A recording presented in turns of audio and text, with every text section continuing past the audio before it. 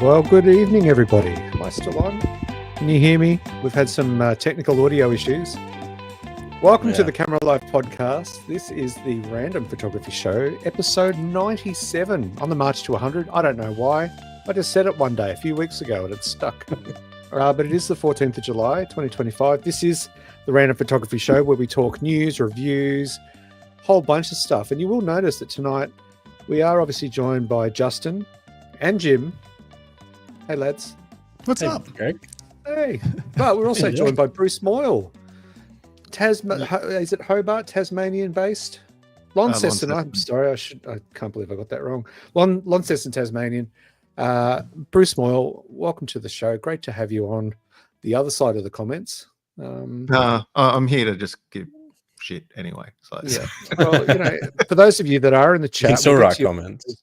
Yeah, we'll get you at those in the moment. This is your opportunity to get back at Bruce for all the shade he has thrown in the past. So, but Bruce has been a long time follower of the channel, and it's great to have you on, mate. We're going to talk about some of your work and maybe give Justin some advice on an upcoming potential purchase. Surprise, surprise. If I could only get commission off it, that's the catch. Canon will give you a kickback or something. Yeah. Hey, what is the fame of being on the Random Photography Show not enough for you? Right. But thank you for joining us in the chat. We will jump to the comments in just a moment. Before we do some housekeeping, just a reminder that we run two shows every single week. We have the Monday night Random Photography Show, 7:30 p.m. Australian Eastern Standard Time. And we have our second show on Thursday mornings at 9 a.m.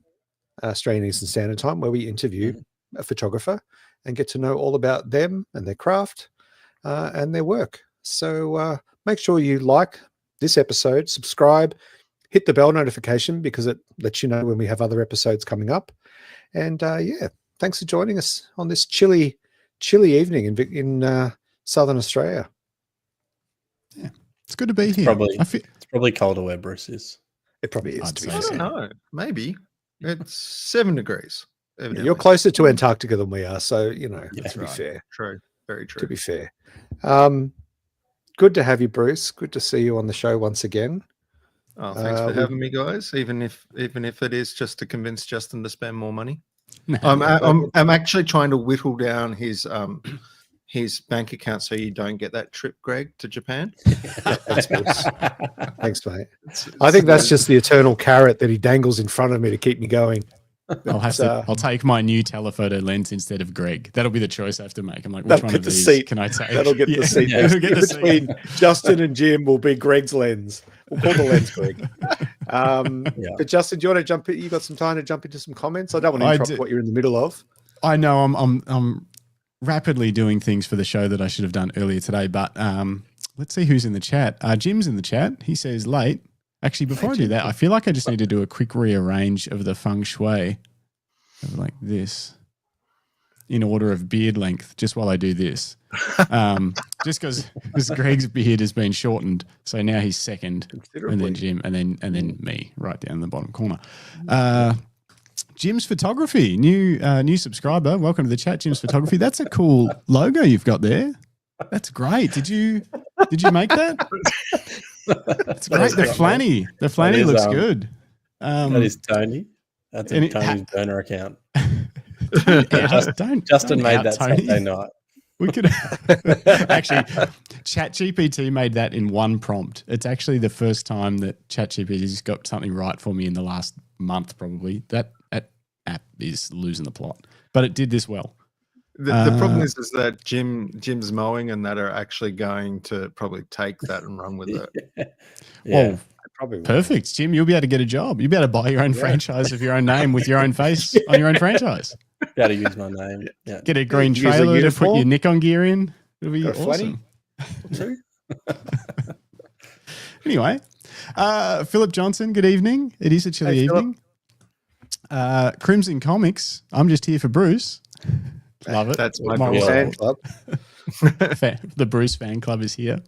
If you want some weird stuff, go watch my little girl's comics on her channel. There's a plug. There you go, Ebony.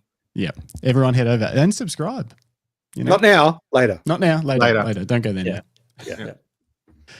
Gareth Davies is here. Good to see you. Tim Siamas, as always. Philip Johnson says 3 beards plus 1. I know. There's nothing I can do about it. Well, there's Babyface castles. If you zoom in, there's a little something. How much do you want to zoom? This is 8 months of growth. Yeah. Grant says looking sharp, Greg. Good to see you, Grant. Grant's congratulations are in order for young Granty. Granty Poo. Did he become a papa for the second time? He sure did. Hey, congratulations, Grant. Congratulations. That's awesome. I hope that you're all well. Moving on, Tim Siamas, upvote for Bruce. Bruce has the best beard, says Crimson Comics. Oh, come on. Rick Nelson, hello, everyone. Nev Clark says, they call me Bruce. Haha, my lame humor. That movie isn't... I haven't watched it in a couple of decades, so I don't What movie is that? It's a movie called They Call Me Bruce. It was a Korean guy who it was a piss take of Bruce Lee, basically, but it was a Korean martial artist who did it, and set in LA and stuff. And it's, from memory, it's really funny, but my memory may be faulty on that because it is, it's something from the 80s, so it could be dodgy as hell as well. I remember years ago, a friend of mine got me a dodgy copy of like a DVD of the original, was it Battlestar Galactica? Yeah. Remember that? That would have been early 80s. The original was like late 70s. Yeah. So the original, and I thought, I love this show growing up. I'm going to watch it. And it was atrocious trash. It was so bad watching the original. It just completely destroyed my childhood. I'm still in therapy. Anyway, comments. Justin, go on. Sorry, back to comments. I'm working and commenting. Greg's got a long way to go, says Crimson. Hey, listen here, kiddo. I was the front runner awesome beard competition. Your dad's beard looks like nothing compared to mine. What mine was. I've trained her well. I can't go on. Heckled by an 11-year-old. Paul and says, took it really well. Hey, all, really looking forward to the discussion on the 100 to 500. Me too. Basically, to prelude what's happening later in the show, Bruce is going to talk about his experience with the 100 to 400, the Sony system, and try and talk me into buying a 100 to 500 for my upcoming trip to New Zealand. So that's what's happening later on in the show. Stick around for that. I think it'll be a good discussion on landscapes, telephotos, and spending money. Dave Clark, Digifrog says, are you a licorice all sort, Justin? Yeah, look, this lighting thing was a random accident, pressing buttons on the Philips Hue system, and I'm just going to roll with it. I actually like it, so we're doing it. Lucky Straps Flannies, yeah, we might make some. I think we need to. And God, I can't even keep up. The comments are coming in faster than I can read them out. You guys are going I don't think crazy. we can make some baby ones for Grant's little ones. Can we make some baby Jim Flannies? We can. Grant Fleming, not supposed to put your own name as the burner account. Yeah, that's a problem. Monica O says token female. Oh, Monica, we're sorry. Well, yeah, but bring more. Then you won't be the token female. Wherever you guys all hang out, part of the crew. Yeah, have you? Or is she talking about you, Justin? No, I'm asking. Is that what because of my lack of beard? Okay. Maybe. Okay. There was a question mark there. I guess so. Gareth Davies says, thanks for the speedy delivery of the strap, guys. Very happy with it. You're welcome. You're very welcome. Nice work, team. Grant's doing well. Thanks all. And I'm assuming, the rest of the family's doing well too. Grant did most of the work. Good job, Grant. Monica O, love my lucky strap. Thank you. Thank you, Monica. Thanks, everybody. This is the best night ever. Paul's taking the 100 to 500 to New Zealand in 2 weeks. We're like the same person, Paul. Okay. So you've already decided. He's just bought it, right? Have you bought it based on this podcast or? Actually, what I'd like to know later in the show, Paul, is what else are you taking? Yeah. Bruce's beard's still the best. And that's okay. All right. It's crazy. Finally, Get Off My Digital Lawn says, I have baby lucky merchandise. He actually does. One of the few. Not many have that. Since that was a ton of comments, I guess we should go on and read some more comments on YouTube because that's what we do at the start of the show because that's I don't know. That's the first section. That's the first section. Oh, I didn't press my button. Noise. Sipping. I got a lot going on. How many tabs you got open at the moment? A lot. Too many. And then I'm trying to sort your photos out. You were supposed to give me 5 photos and there's 8. I did. There's 3 of them are you. Yeah. Yeah, I look sad. There's one that you look very sad. Yeah, we'll get to that in a minute. Yeah, I know. No, we'll get to that. That's at the end of the show. I'm just okay. Oh, well, okay. I'm doing it. You I'm ready? really doing this. I'm bringing this up. I'm bringing up the comments from last week. There was a lot of comments on YouTube last week as well. Now, just to remind you, Justin, no pressure, but Bruce used to be one of the forefathers, the founding forefathers of podcasts, and we are being judged. Well, you are. Look, this is pretty loose. This is pretty loose when it turns to a podcast. This is kind of like live streaming and letting the chat drive the show and not having to do much in terms of preparation or anything. All right, let's see what we got. What have people been talking about in the last week? Someone wants to know if this is Marquis Romeo wants to know if the R5, if the new hot shoe cover on the R5 Mark II fits on the original R5. I can't check because I sold my R5, but I don't think so. Sorry. Nick Fletcher was pretty happy with his own reel. He says, so good. Which is, I'm pretty sure Nick just goes on YouTube to watch himself. Yeah. I think so. That's the And impression. comment on the videos. Oh. Yeah. You know, it's funny. Actually, I'll get back to these comments.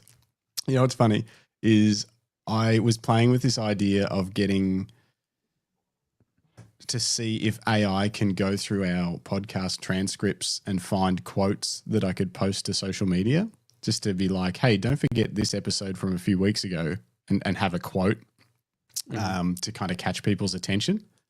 And I tested it out by running Nick Fletcher's episode through it to see what it would bring out. And some of the quotes are, and let me find a couple. The first quote it brought up was, because this is out of a 2.5 hour podcast, and I just said, give me 10 to 15 quotes. And the first quote it brought up was, I always said I'd never shoot a wedding, and then I did the worst wedding in history. He did say that. He did. I'm not a full-time photographer, just a passionate fraud with a camera. Not bad quotes. I was like, it did a very good job of finding things that were very Nick Fletcher. We called it crossing the Simpson with a buffoon, because that's exactly what it was. Does it provide the timestamp as well? It sure does. Oh, that's That's handy. I got choked out and woke up outside the Fuji store with a GFX receipt in my hand. This is a screwdriver, not a torque wrench, you muppet. Oh, I wonder who that was directed at. My kit, a Z9, a 70-200, a towel, and a 2 terabyte card. See, everybody should know where their towel is. Yeah. As Douglas Adams has always said. I make sure everyone at BFOP gets paid, even the clowns. Anyway, it was a good set of quotes. So we might have to bring that into our social media posting. All right, what else were we talking about? Gareth Davies on the last week's random show with Andrew Chapman, which was awesome. I can't wait to get him back on in October or whenever it is. That's going to be awesome. Yeah, natural born storyteller. Yes, we're just going to let him roll for hours. Yeah, we won't have to do anything. We'll just start him off, and then we'll just leave the podcast and just let him go, because it'll be better without us. He said, Gareth Davies says, great, good show. Glad I listened to it, since I'd rather not see photos of the surgery. It was fine. The photos are actually very insightful. It was pretty tame.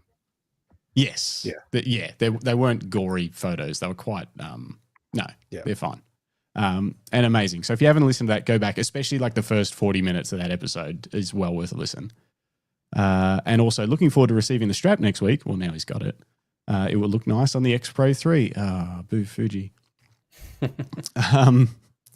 Wookie says, looking sharp, Greg. Some Thanks, Shane. beard praise. Best $20 I spent. Nick Fletcher on his own video again. So good. Can I pay you to produce videos just bagging out Matt Crummins? He's back from holidays and totally confused by what's going on socials. What else have we got? 2.28 photography. I love how it mixes up your usernames. They were talking about the wearables at weddings. Oh, If everyone could just stream and upload wearables, and then no one would need to do photos or videos at weddings ever again, because you'd have every point of view from every guest streamed and uploaded to some service. But then, but what if there was like some connectivity issues and everyone's walking around holding their heads up higher to get better reception, and so then you just get all these videos of the church roof. Do you know? No one thought to go there, did they? Sorry. Do you know, like, did you know about what they did at a Korn concert? You told us that last time about the like I don't know if it was me or not. Of participants. I'm sure it was you. Yeah. For, so they Da with the Vinci or Blackmagic someone. app. Blackmagic, that's it. It's really cool. Yeah. So that's what this comment's basically saying, is that if everyone was doing it, you would need an editor to kind of sift through that crap and find something decent until AI figures out how to do that too, in which case, I don't know, maybe. Also mentions the AI chatbots jumping into Facebook groups that we talked about last week. What if the AI chatbot causes serious harm to a group member after telling them their photo is rubbish? It's fair call. It's fair call. Stranger things have happened. Very quickly, last couple of comments before we lose all of our live viewers, before we get to the good parts of the show. Nick Fletcher again. I was talking to Genevieve Bell, anthropologist, Intel executive, now running ANU. Wow, Nick, how do you find these people? About a similar theme in terms of, we were talking about, will photography go extinct for mediums like video and that kind of stuff. Her view is that across history, art mediums are never lost when something modern comes along. There's just more choices of mediums to consume. Think about books to Kindles, or newspapers to digital apps, or painting to photography. Photography will endure, it just might be smaller. Thoughts? Yeah. Agreed.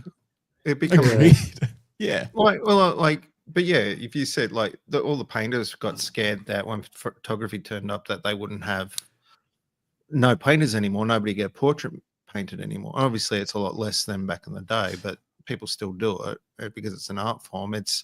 I think the difference here is that the commercialization of like a lot of people made a living out of doing this, and that's going to shrink, but there'll still be the bespoke artists who still make stuff, and then there'll always be companies and spaces that will actually prefer to have something as human made than anything else.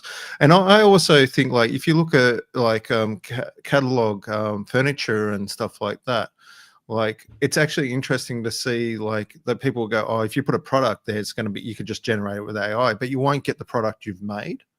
Not necessarily. You need to train the model what your product looks like and everything else. So there's actually a cost involved in that, where if you could just whip out a phone or pay somebody to do it properly, it's probably going to be less in the short term. When your company gets bigger and you become an IKEA, then you have everything trained and you pay people to do that, and then it's like a click of a button. So it becomes more about efficiencies than losing the art form, I suppose. That makes sense. Definitely makes sense. I agree. I hadn't actually thought about it. Do you reckon back in the day before photography, there were like fairly average churn and burn painters just doing people's portraits, but they 100%. Weren't great at it, but that was their job? They were just like, yeah, I do it. Still is. There's still hacks, you know, and they're passionate people. There's still lots of people that do art, and they may not be good making at it, a living from it though. Like that was their job. That was like, Pete, the portrait guy. Yeah. I mean, he's not great. I always look weird when he does mine, but you know, he's close by. Think about the caricature people who do it like a busker. Like it's the same sort of thing. So there's lots of bad photographers making money. So that's kind of what I was getting at. That was the parallel I was kind of drawing. That maybe that will become a lot less likely. It is interesting though. As a bad photographer, and I'm starting to see more like I walk past our local down on Chapel Street. There's Lambs on Chapel. Lambs is still called Lambs? I think it is. Anyway, and in the window, they've got these sort of A2 posters of the meal deals you can buy. And they're all AI generated. They look incredibly, incredibly fake. Like the food looks too perfect, especially for that shop. Yeah. Probably. Yeah, it is. You know, and I've heard that there's more and more of it being used in marketing because it's quick and because it's often it's building images from an existing database. You know, it knows what the Heinz logo looks like. It knows what the Macca's Arches looks like. You know, it's not like you're having to train it in every little aspect. You're saying, create me a gorgeous looking burger and chips, and AI pops up an image. But also think about the attention economy. Like in those things where you're walking past or flicking through a reel or whatever else, it's fractions of a second. So as long as it gets the communication across, nobody's going to look at it in depth. No. So particularly in that commercial space. That actually brings me to Nev's comment, which Nev, if you want us to read your comments, you gotta go Jesus smaller, Christ, man. I can't read all of this. I actually asked ChatGPT to summarize it, and it said, "I'm sorry, I can't. I don't have the power of that. You'll have to wait till ChatGPT 5 comes out." Just read every fourth word. No, but what I wanted to get to is he's talking about video, what we're talking about, video, photo, different things and stuff like that. But I think the key that I found here after many hours of digging through Nev's comment was an image can be a slower burn rather than sort of a quick hit. You know, you come back to it and look at it a second or third time to get joy out of it. And I think that is one thing that will never change with photography, is that you can get drawn into an image over a period of time. Whereas with video, because of the movement, I think it's harder to get that same feeling. I don't know. I was thinking about slow-mo or something where you do get the time to I guess enjoy that shot and the finer details. Whereas if it's just a fast-moving thing, you don't get to. It's Well, there's a commitment, right? A temporal commitment. Like still. You can look at it forever and a day if you hold it there on a wall or on your feet or whatever, and it won't change.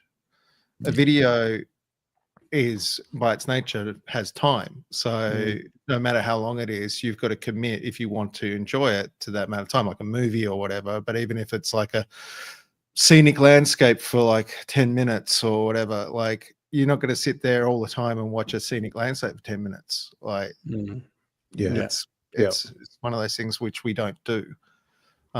Whereas we can have things in the background. I suppose the thing that would be slightly slightly different to that would be like those frame TVs where you can have like those slow motion or ambient like paintings, or you can put pictures like slow motion, like, you know, seascapes or whatever else on there. I suppose you could do that, but it's always going to be in the periphery. You're not, unless you're like really high, you're not going to sit there and just watch beach rolling.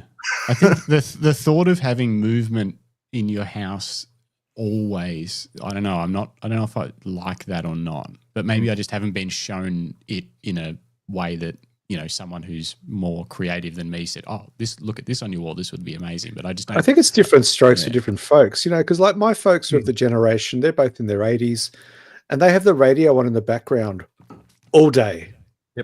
And it's not music. It's often just like ABC, you know, AM chat kind of stations. Have you sent them a link to the podcast? I don't want to go down that path.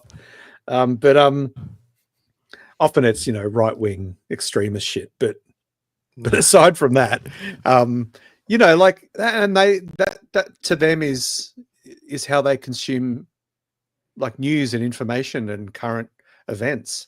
You know, it's just always on in the background. And I remember growing up with friends, they always had their TV on, like just constantly it was on.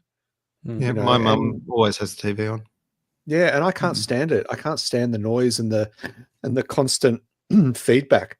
So I guess it's just different for different people. Some people will hang beautiful artwork in their house, and other people couldn't give a shit. We'll just have plain white walls.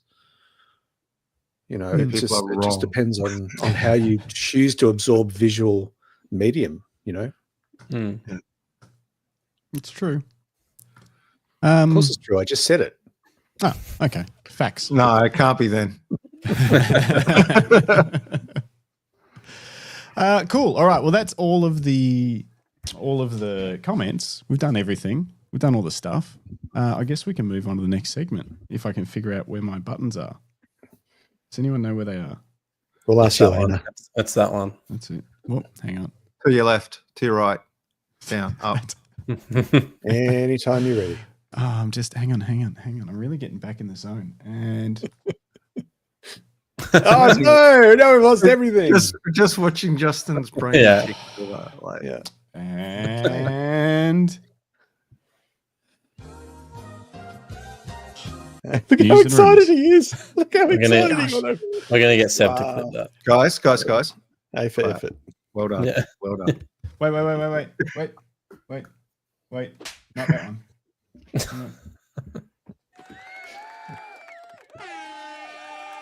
Okay. Do you want me to bring these news things up, Craig? Yeah, go on. Go. Oh, look at cool. A Fuji news article. All right. Oh, wow. Oh, No, this who one would I have thought? chose. Hang on. Let me just get a little bit of context. I wasn't going to. I was going to just be tight-lipped about Fujifilm. There's $1.20. But I decided to add this article because it's something that is of interest to Justin. Not to me. I couldn't care less. But according to this, Fujifilm have launched a pair of new infrared cameras. And we've been talking about infrared a lot lately, about converting older cameras. And we've had some people on and people sending Justin emails. And I'm pretty sure you made this website up. I didn't. If you look at my other website, this first of all, before we talk about this, the infrared thing for me has been so much when someone says that you buy a red car or whatever, and then you see red cars everywhere or something like that. I'm just seeing the stuff everywhere now, and even is anyone Bruce is probably familiar the filmmaker Philip Bloom. Yeah, I've met Philip. Have you? Met him years ago. Yeah. Yeah. So I really enjoy his like YouTube stuff and that, but I don't think I follow him on socials, on like non-YouTube socials. I've never seen his stuff ever. And then today I was heading onto Facebook Marketplace. Wow, this thing's just freaking out, Greg. It's the 900,000 ads that they put on websites now. Yeah. That don't load and then they reload. And anyway, and he just posted the thing today that was like, shooting with my A7S III full spectrum conversion, been shooting photo and video with it and stuff like that. Really enjoy. And I was like, man, it's coming at me from every angle. Everyone's doing it. Yeah, you're feeding the algorithm by just. You are. Why don't you get your 5D Mark II done? I don't have a 5D Mark II. I have an R5 Mark II. R5 Mark II. You know what I mean. I don't know I think it's a little risky doing it to my main camera. What could go wrong? You've dunked it in a pool. Shh. I might have to sell it. Don't tell anyone. Keep that on the down low. Yeah. Anyway, I could. That's actually a good point. I think you should do your R3. If you're going to go large, then go really large. Anyway, speaking of large, GFX 100 infrared camera. And an XH2. So not current gen bodies. So these are a little older. Although the XH2 isn't terribly old, but it's been replaced by the XH2S. Very different. The GFX 100 2 is current gen. No. That's the 100S Mark II is the latest. That's the smallest That's the smaller camera. The 102 is still the flagship. But it's still older, I'm saying. Yeah, but it's current gen, current tech. So have they just made their cameras that they've got in stock, converted them to infrared to try and sell them? These are these are not available for consumer purchase. However, I'm sure there are ways around that. In fact, we could get who was on the other day, who's a scientist from Tasmania. Bruce Moyle? No, not Bruce. The other Luke one. Sharkey. Luke Sharkey. He's got a science degree. We could get him to buy you one. Yeah, because it does say under the how to purchase, it says that they're for forensic, scientific, and cultural preservation applications and will not be made available to general customers for personal use. I say, why not? We can't handle it. Yeah. But it also stipulates that Fujifilm will only sell this if you agree to their terms of use for the camera system. Gosh, this website is terrible. Yeah. So do better. Greg. It's heavily caveated. There's a lot of kind of hoops to jump through to get your hands on this. You might as well just pick up an XH1 off the secondhand market and send it off to get it converted. It's also very limited to 4 small locations: Asia, North America, Oceania, and Europe. Outside of those 4 small regions, you might not be able to get it. So if you're in Antarctica, or South America, or Greenland, South America, yeah, there's a few, or Africa, okay, but still,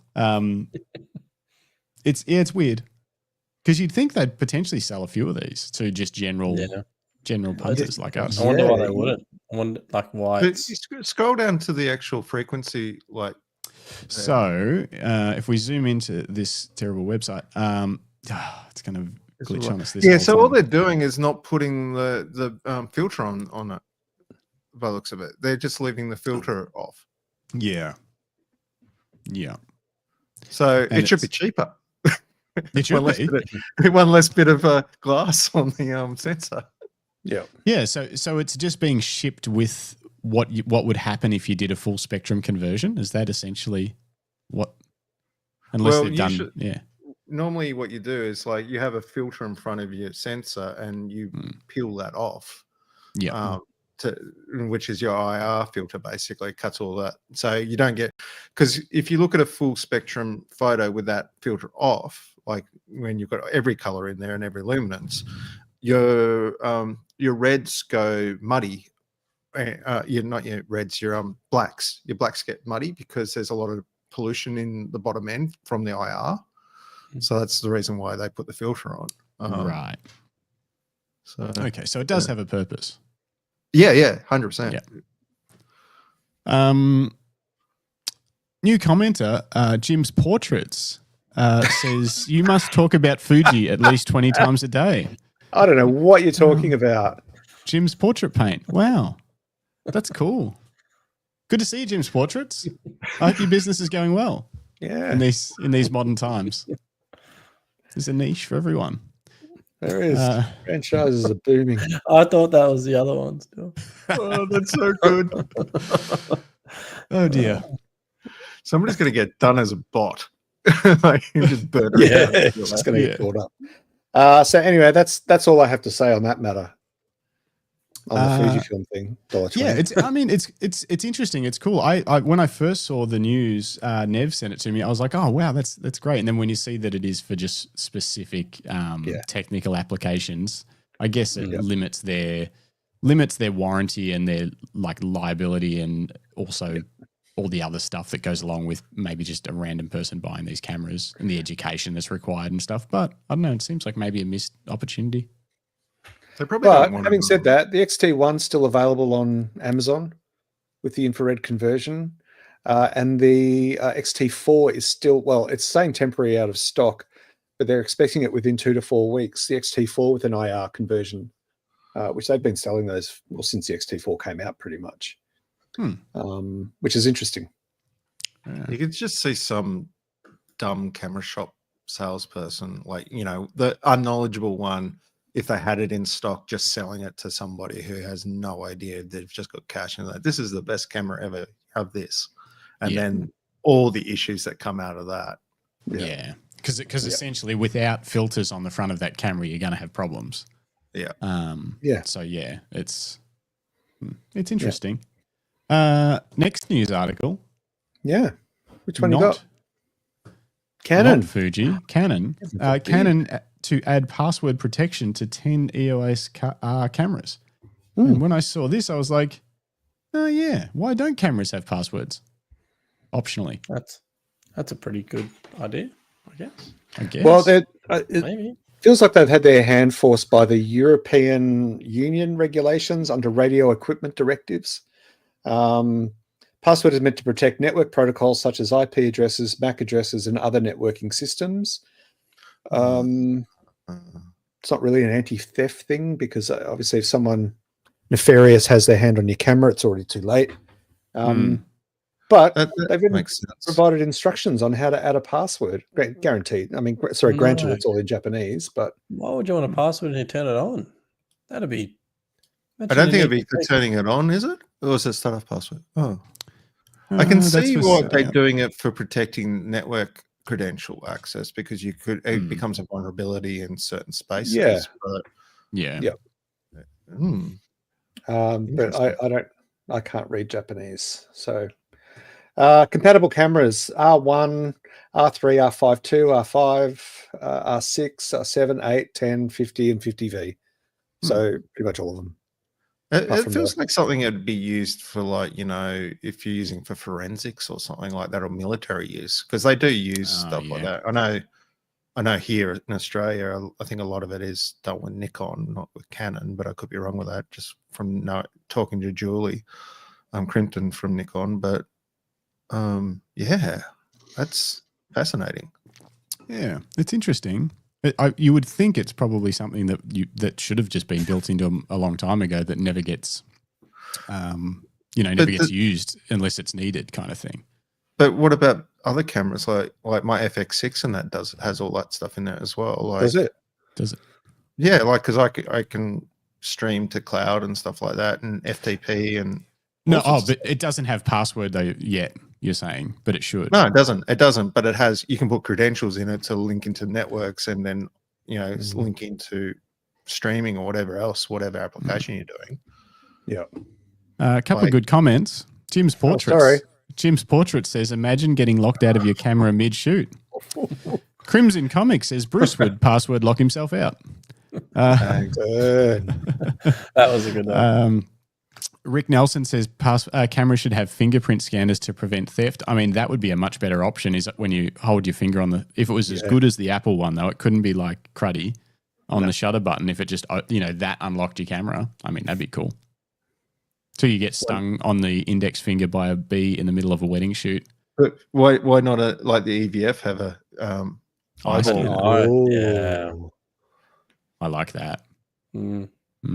Yeah, cameras are expensive enough. Let's not make it more suggestions. The Leica one will just have to scan your wallet.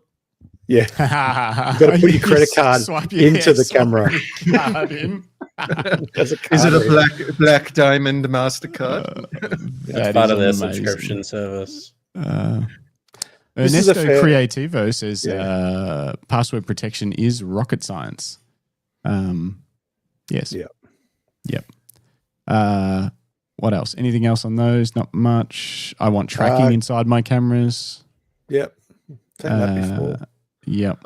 My friend Chris, you can get them on the bottom. You plate your camera, like Arca Swiss or whatever. You can get ones which have the ability to put an air tag in them. Yeah. Seen those. Yeah. And someone else put one out that you could put a air tag or an SD card in the lens cap. Which made no sense because if you take the lens cap off and lose your lens cap, you just say goodbye to $100 worth of tech. I was going to say I would have lost a lot of air tags and lens caps because I don't even. But you could have found them all. Get them to work. Yeah, I can't get that stuff to work. Why can't I find my iPhone to work? Well, just get Yelena to do it. She would get it to work.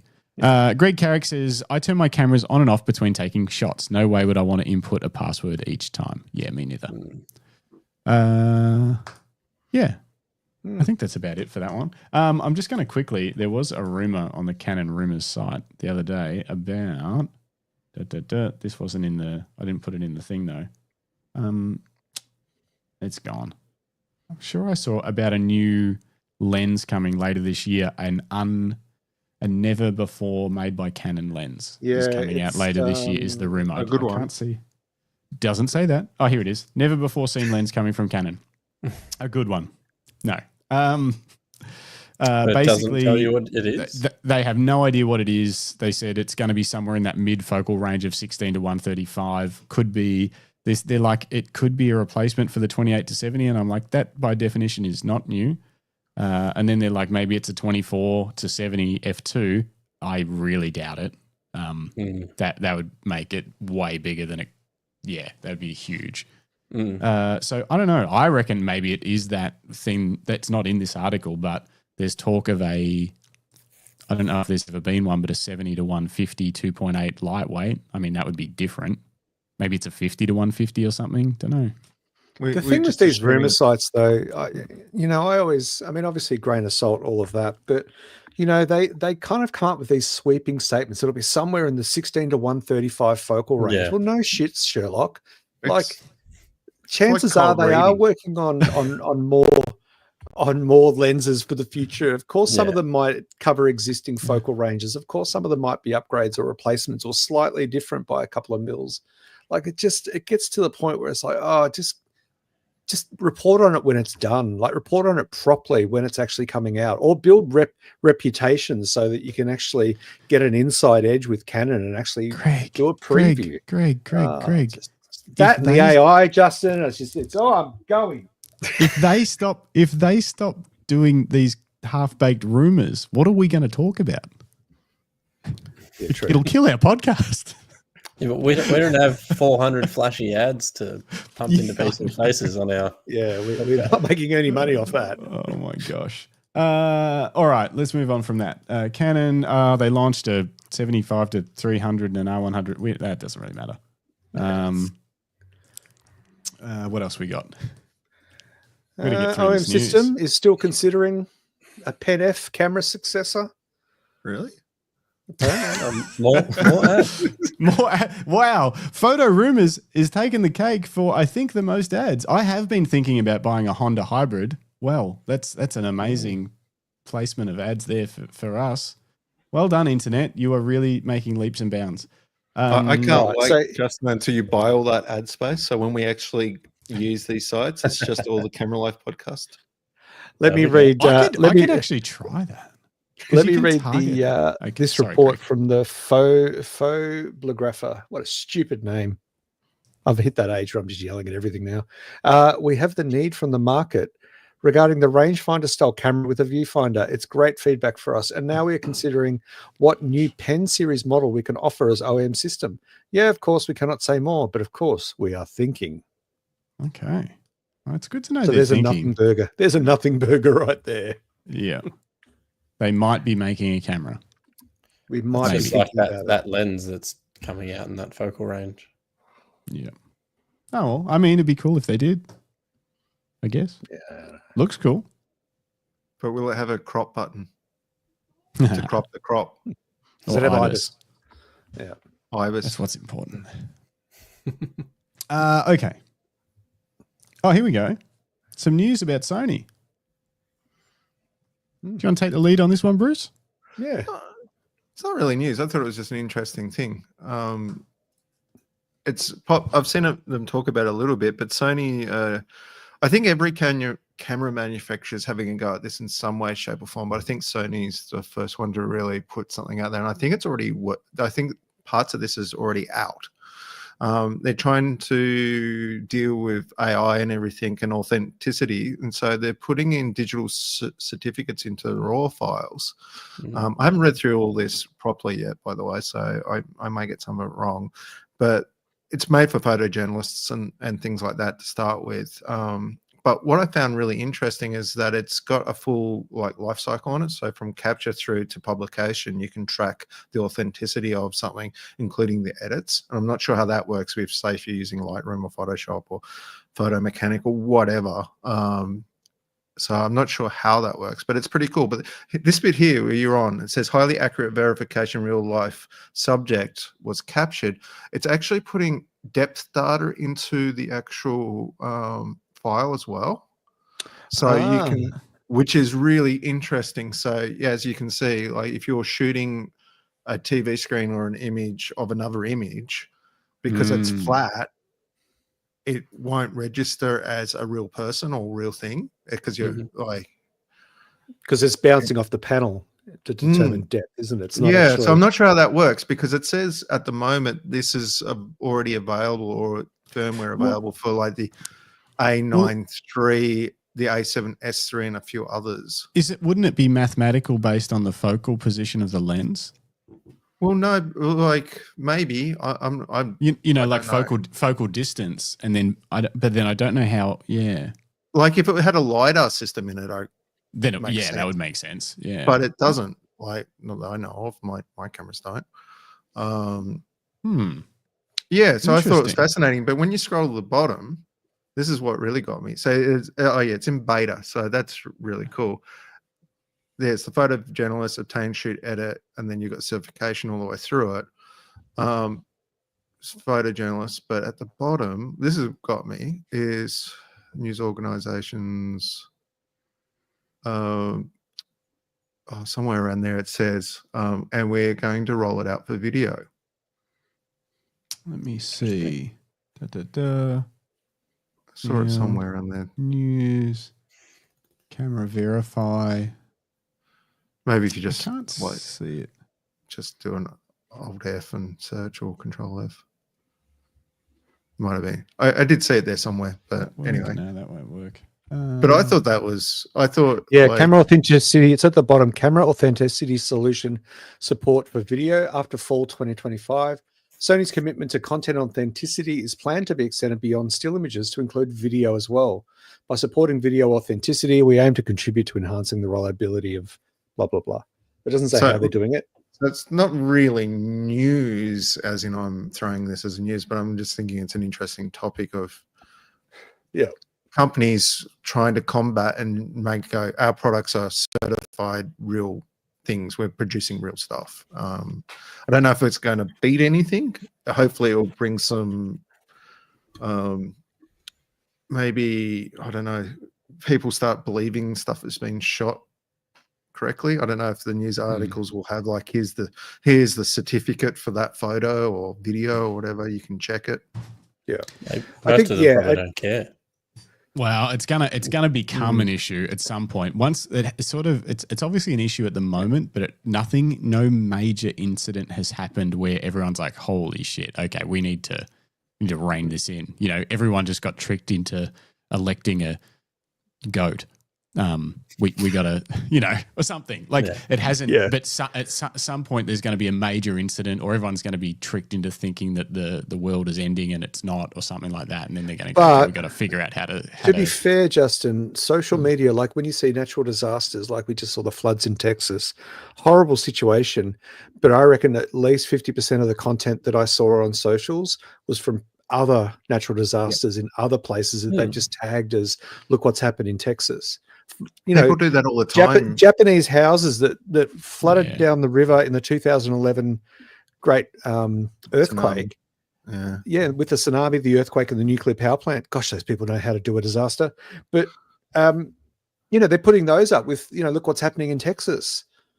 So there's that. Yeah, but they're getting clicks. They're getting clicks, and that's unfortunately also. And I guess these sorts of content authorization things are great. They're good initiatives and we need them. But that's going to say, yep, that's definitely a real video of a different event. But that's a different There's problem. A lot of work to go into it. But it's also just like even looking at still images. Let's just put a video aside for the moment. Looking at stills on socials, I am now spending more time trying to work out whether things are actually real or not, or whether they have been manipulated with AI versus an actual image. So the face of the game is changing, where people were using socials to put out their the still images to promote their photography or to to show off their art, and now people are second guessing whether it's real. And you see it in the comments, people saying, "Is that real or AI?" Or people will just say, "Oh, that's AI." Yeah. So so this sort of stuff, it's an early step. But hopefully at some stage it will lead to, whether it be news outlets or platforms, whatever it is that's showing work that could or could not be done by AI, that there is some sort of, whether it be a check mark in the corner of the screen or something that just says, hey, this is legit. Yeah. Well, even if, like, say, we'll ever get to that. Insta or whatever, like if you're taking a video on your phone and it knows that it's come from that phone, from that sensor, it's not coming from a camera roll or anything else, it's direct, then it can go, because it knows the authenticity pipeline for that bit of imagery. At least what's come into that sensor is, yes, it was. What's been put in front of the sensor is a totally different game, but at least you could be able to say that part of the pipeline's authentic. But here's a little comment from Crackers Carrick.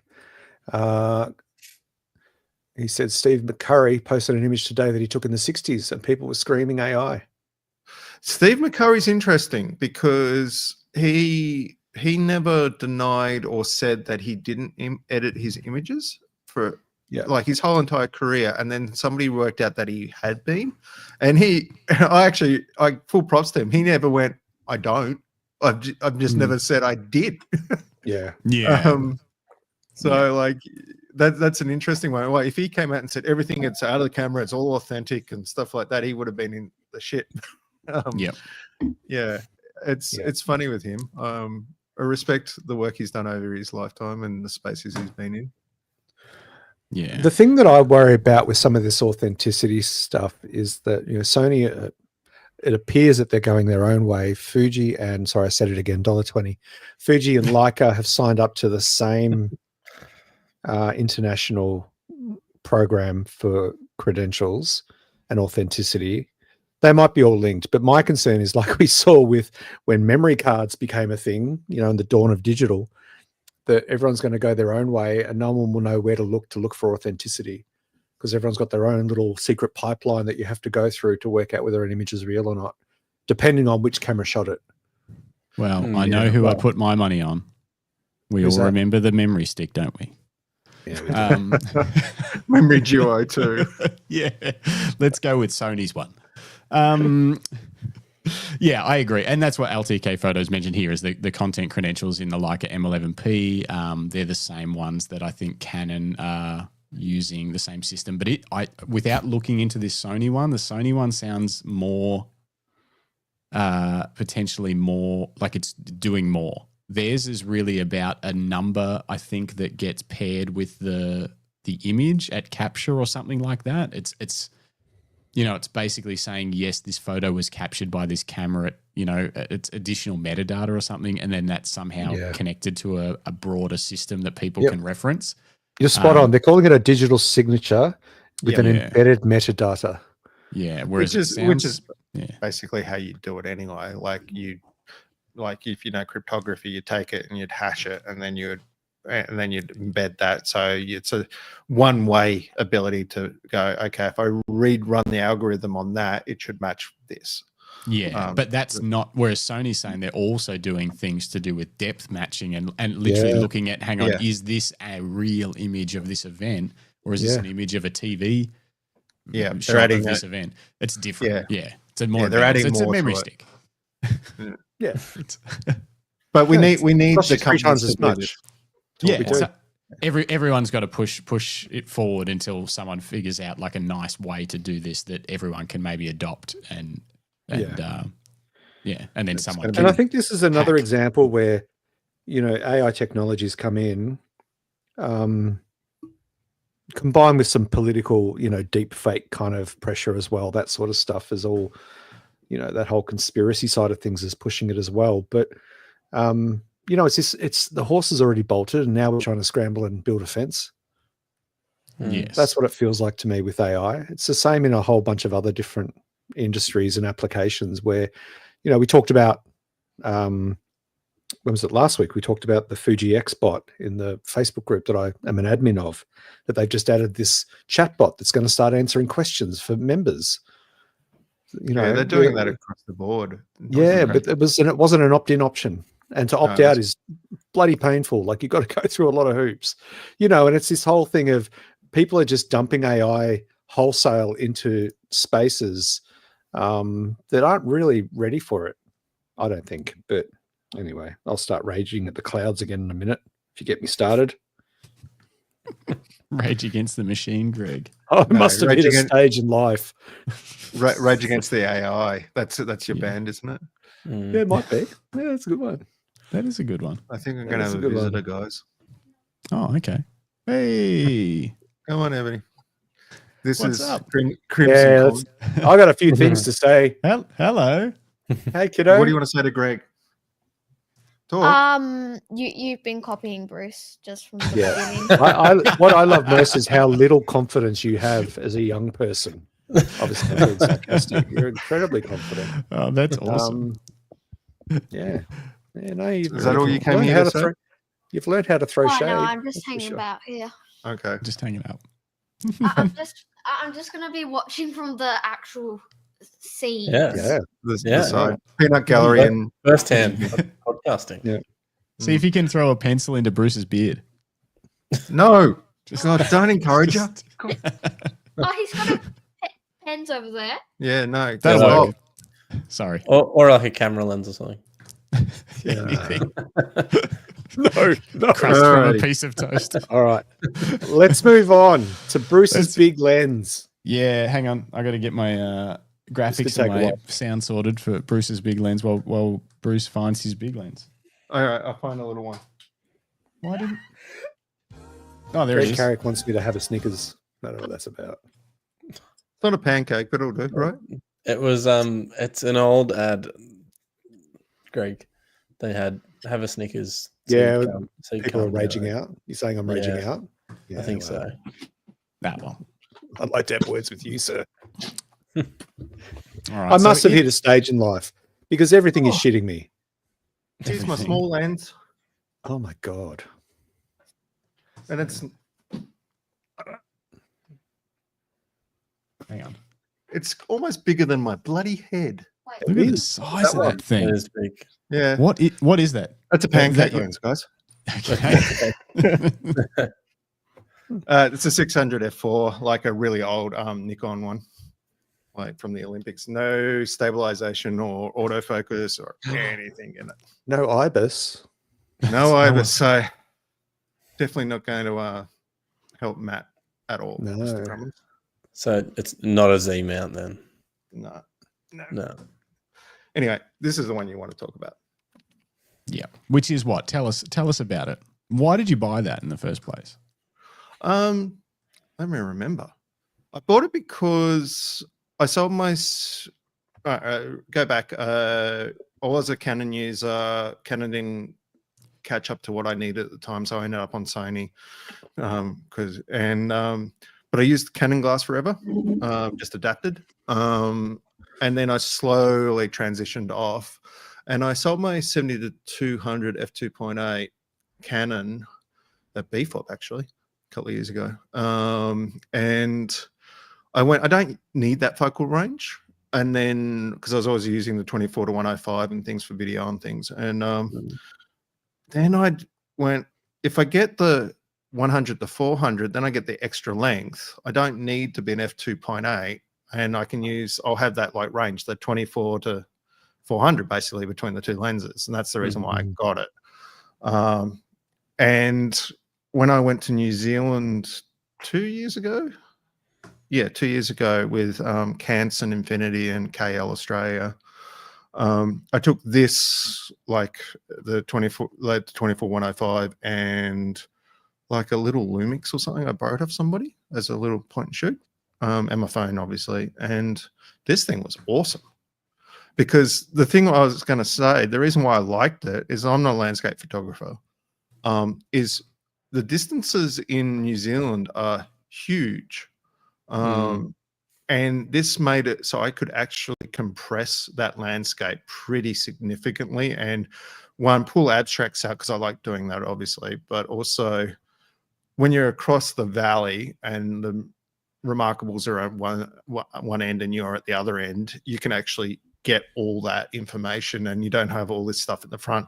I suppose I just didn't like the idea of shooting with a wide angle or even a semi-normal range like a 50 because there's too much foreground. I want it all that. So if you look at the images I put in, like I'll bring them up. Yeah, we'll bring them up. How much, before we bring him up, while I'm bringing him up, how much shooting would you say you did on this versus other lenses while you were in New Zealand? Wish I had my other computer open. Just a guess. I think I did about 80% on this. On that. And I even outside of because I was in a car or in a bus and I was shooting out the window with this. Yeah. Okay. Yeah. So there's a little bit of bits and pieces. Like these are, I haven't looked at this stuff since I edited it while I was in New Zealand 2 years ago. So I sort of just grabbed those. I didn't really go. I did have a look at how many images I shot. It was like 9,000, but I wasn't going to go back and edit stuff because I didn't have time. We'll play a little game while we go through these. We'll play a game called Guess the Focal Length. Anyone want to guess on this marvelous duck? Because I can see it. 400. Yeah, I was going to say 400. Greg wins. Yeah. All right. Nice. No, I shot everything down like South Island. I didn't go North Island. This is all like Queenstown and Twizel area and all through that space. And this was in March, based on the metadata, assuming your camera was accurate. Yep. Okay. Any guesses on this one? 200. 300. Wrong. 400. Yes. Correct. Is everything at 400? Yeah, let's just get it out of the way. I don't know if it is or not. So far, yes. This one is also 400. Maybe you just searched via 400 mil focal length. Look at that. I like the little Easter egg chair. at the top. Yeah. Yeah, that's cool. What is that? Somewhere, I think What is that? What is that in the top? I didn't see what was in the top corner. It's a little bench seat. A bench. Did you sit on that bench seat? No. No, too far away. Rick Nelson. Yeah. Rick Nelson says 378 millimeters. No, that one was 400. But You're close, nice Rick. try, Rick. That was close. Yeah, no prize. We were going to give you a strap away too, but you just missed out. Yeah. 200. No. Oh, no. On the other side of that bloody island. 400. That. If you go to that bottom third, bottom right hand side, the car driving by. Road. Oh wow. Yeah. Did you take that from the plane? That one's 288. Oh, No, it's close. there you go. So he was starting to stretch his legs out a bit, just experiment. I got it stuck on 400, did I? Did have a lock switch. Yeah, very nice. It's so cool how you can see like all the roads. Just That's the thing about New Zealand. Like, obviously, I haven't been everywhere, but the forest or the bush or whatever you want to call it is so totally different over there. And like when you get into the altitude areas, there isn't like here. You sort of go like bush, bush, bush, and then boom, you've got rock. There, they've got a grass sort of thing going on, and they don't have those like really big changes. It sort of melds into that, and I found it fascinating. This one was only 156 mil. You must have tripped over or something. Always, it's composition, mate. Composition. That's beautiful light. Yeah, it looks like lava. It does look like lava. It's cool. Look at that. Crazy. Any guesses on this one? No, I give up. 400. 154. There you go. I do like my square crops, but I do love the square crop. I think that's really cool. It's brave. I'm interested in the. Was there a river down here or something? Probably. Yeah. It didn't like. Oh, there's a town. There's a something. That's I probably. want to know. It's probably Queenstown. Wow, that's beautiful. Cool. Yeah. Okay, I'm getting a little convinced. Although I'm wondering if I could get away with Grant's 70 to 200 f4. Right. Maybe. Well, yeah, of course you can. But as Bruce said, it depends on how much you're actually prepared to travel the distance to close that gap between you and, say, a mountain range or an interesting peak or... Probably not this one. I don't know how much you want to crop it. Yeah, that's right. It's probably more that. And I'm not much of a cropper. I sort of, if I can't see it, I probably didn't think about it. So I don't end up going there later usually. Yeah. So that one's 324 mil. Very cool. Very moody. Yeah. Oh. Cool. Abstract. I like it. I can't even get I can't figure out what's happening there. 2 flanks of a mountain, one closer, one further. Yeah, pretty much. So that's the other thing. Like, this is a pretty slow lens reality. It is a G Master, but what is it? I think it's 4.5 to 5.6 or something. That's pretty good. Something like that. It's pretty slow though. It's pretty slow. The Canon. But when you're doing this stuff, here we go. 4.5, 5.6. Yeah, when you're doing this sort of stuff, you want to. It doesn't matter because you're so far away; it's going to compress anyway. Yeah. The Canon's 4.5 to 7.1. It drops 500. It drops to that 500. I think it's probably still worse at 400. It doesn't sit at 5.6 at 400. I think it's like maybe goes up, it loses another third of a stop, but it's not bad. Rick Nelson says 175 mil. It is 400. Good guess though. You got 103. Oh, I like that. Yeah, it's cool. Yeah, that's beautifully framed.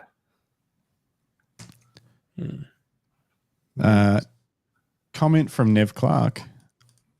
I was dreading this show, and the reason I'm dreading the show is now I have to buy a 500mm lens. I'm sending you guys the bill. Nev. Yes, you do. Yeah. And send me the commission. Send me the commission. It sucks for a GFX too. I don't know what that thing's worth. I'm sure it's not cheap. That 500. I tested that lens. It's slow, but it's pretty sharp. Especially if you've got IBIS, obviously. Sharp. I reckon that is 200. Anyone else? Any other bids? Seriously, what lens are you using again? No, 100 to 400. Doing an entire segment on it. No, I think 150. Okay. Or even Greg? maybe wider. 100. Ding, ding, ding. Greg's the winner. It is 100. He is racked all the way out to 100. It was actually at f13, 1/400th of a second at ISO 400. There you go. Wonderful. This is all shot on the A7R3. Rick was onto it with a couple of guesses. Nev, 140. Jim's portrait says the canvas on the easel chooses its own focal length. Oh, my God. Road is in focus, 140. Yeah, 100. 100. All right, what else we got in this beautiful? I shot that out of a car as we're driving. That's nice. It's very cool. It isn't sharp. driving? Yeah. My brother was driving. I'm going to say 200 then. Alan. Anyone else? Jim? I'm going to go 100. I'll go 150. 171. I think that puts Jim technically the winner. Yeah. Just Said 200. 170. One's closer to 150 than 200. I don't know. 21 millimeters away from what I said. Yeah. Not Whatever. You don't get, not 29. Oh, that's cool. Yeah. Okay, that won't be with the 100 to 400. I remember that one. It is not. No, because I definitely did not take that out and hang it out of an aircraft. Oh, yeah. That's a 105 mils at f4. So technically, it could have been shot on that lens at f4.5. Like a very similar shot could have been done. It could have been. Yeah, technically.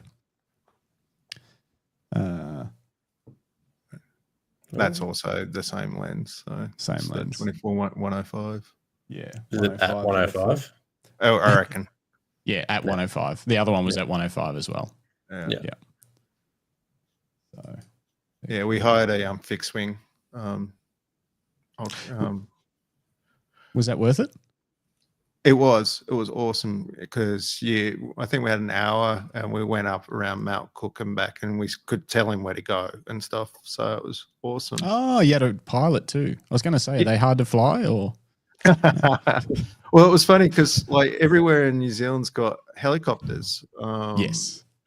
But the helicopter was way more expensive than a fixed wing, so went with that, even though they're a lot rarer. So yeah. Cool. Okay. Interesting. Yeah. Well, that one was at 80. So no, Rick, you're wrong. That one was at 400. I don't know, mate. Well, you could I don't know. The chat could be delayed. I don't know what's happening. Rick says he loves the 24 to 105 lens. I'm going to sell mine. My Canon one. It's going. See ya. I use it all the time for video work and when I'm doing headshots and stuff because it's just good standard crunchy lens. It does the work. I like my new 28 to 70 f2.8. I like it. Yeah, it's fair. Yeah, it's I've side by side. The 28 to 70's got better image quality and is lighter and is more useful in low light for me. Yeah. I do like having that focus. Oh, that's cool. That one's got some sharpening issues in it. I can see that. The helicopter's got a halo around it. That's a bad me. Bad me. Bad you. Well, wait till I edited it on my iPad. images later. I like quick and dirty. Quick and dirty. Yeah. Yeah. Well, the only thing I took like editing wise was an iPad. Great. Any other guesses on the focal lengths? Greg Carrick's guess is iPhone. That was on the previous photo. Yeah. Oh, was it? Okay. I think it was, a photo or two earlier. Yeah. Right. Yeah. Any guesses on this focal length, people? Because we are back to the 100 to 400 now. I'm going to go back with Rick Nelson and say 400. 250. 400, lol. 250 for Greg. I'm going to go 200. Interesting. Because he had to zoom out to keep the helicopter in shot. Ernesto Creative says 405. 105. That'd be tricky. He said the 5 is this. Yeah. He's got to lean forward or crop it a little bit in post. Rodney Nicholson says 100, and he is a winner, and that is why he is a 5-decade master of photography, because he is 100 millimeters. Nice well work, done, Rodney. Sorry, Tim. No good. Yeah. I should have looked at these before I gave them to you. No, this is fun. This is great. This is good. It's really good. It's a good segment. So, Justin, tell me this: is this making your wallet itch? It is. Or is that something you need a cream for? Are you getting inspired to maybe pick up a long lens? I am, but I actually think let me bring these down off the thingy. Make me bigger. Here we go. No, not that one. That one. I think for this trip, with how quickly it's coming up, if I can convince Grant, even though I do have a 70 to 200 2.8, for the weight of it, I don't think it's worth taking with that sort of limited focal length.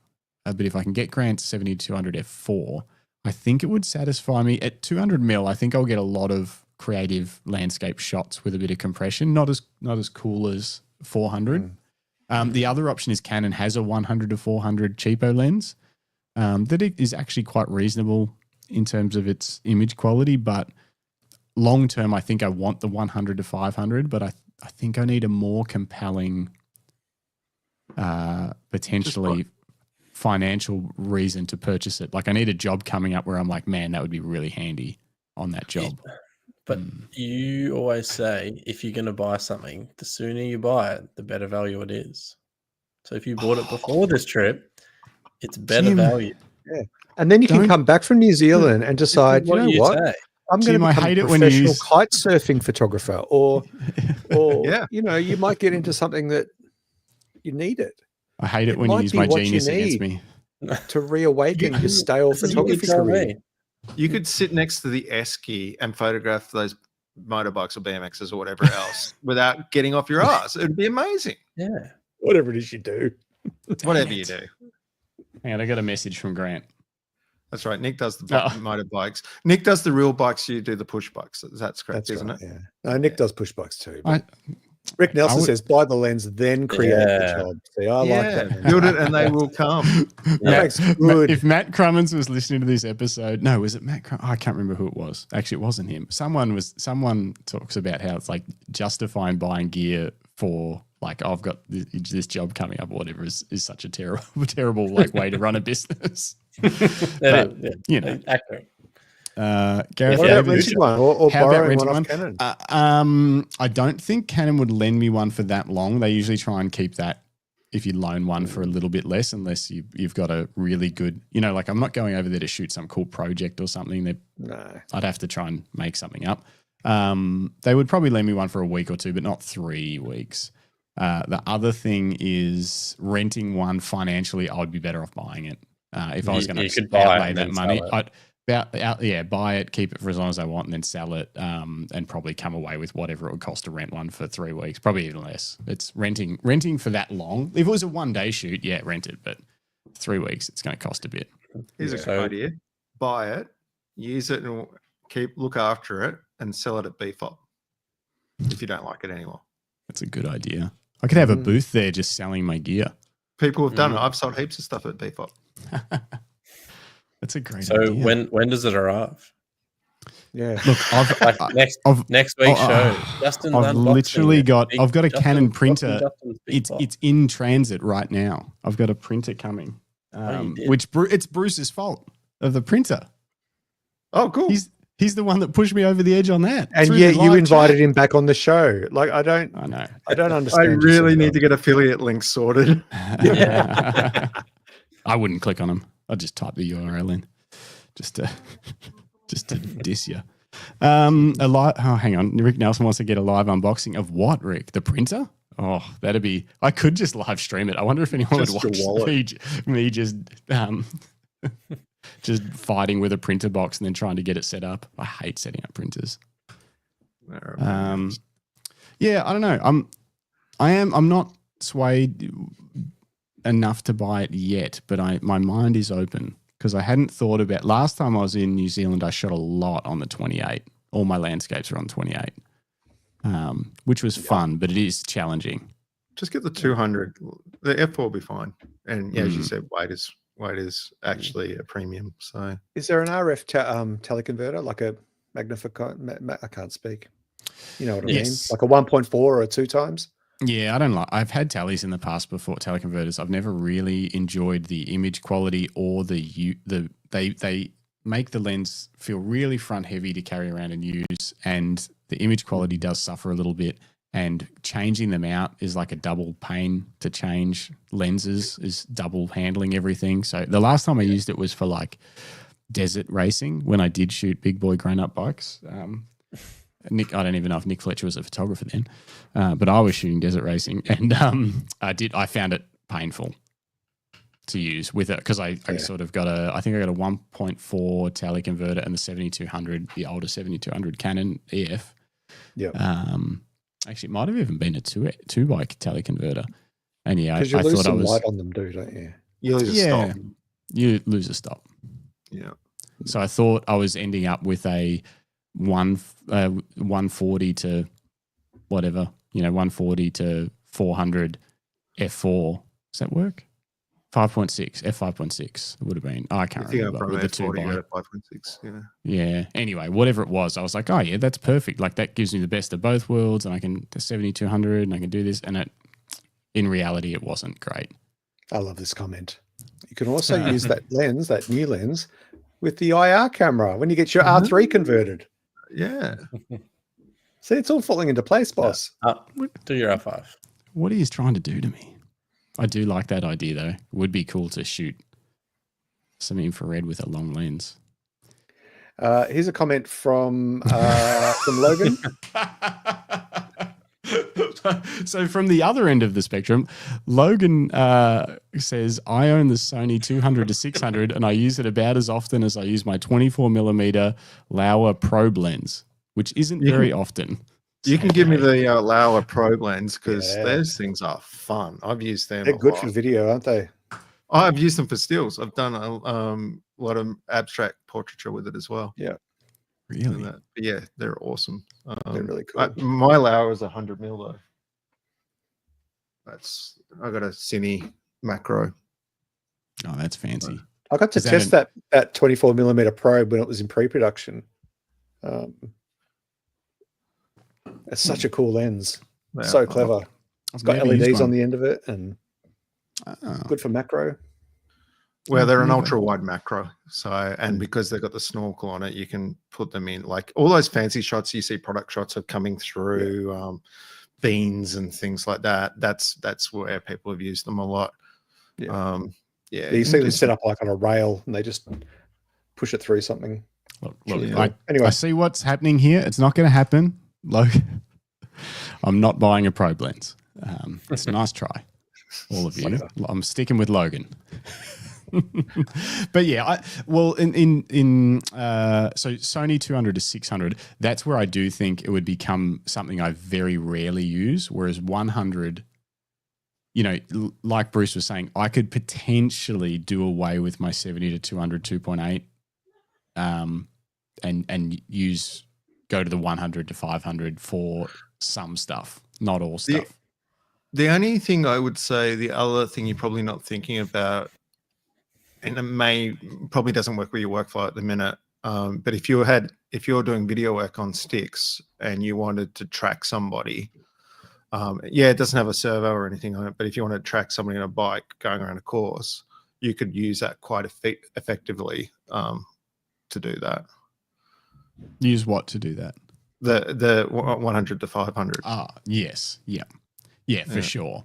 It definitely gives you the thing is with most of the sports stuff that I'm doing at the moment, my access isn't limited, so reach isn't an issue. It's usually like, I'm getting in close. Which can create compelling images. But yeah, as soon as you're limited by a little bit of distance, and then also, if you want to track someone through a long section, having that reach would be super beneficial. So, I don't know. All right. So next week we'll be seeing the we'll see a probe and a 100 to 500. Well, there's a lot of talk about the probe. Logan says buy my probe. Greg Carrick says buy the probe lens and rent it out to others. Tim Siama says, what's the going rate for a probe lens? Sounds intrusive. Greg says it's alien tech. Is there any other shots besides laying under them going over you? There is other shots. I don't know what. What? He's talking about the bikes? I have no idea.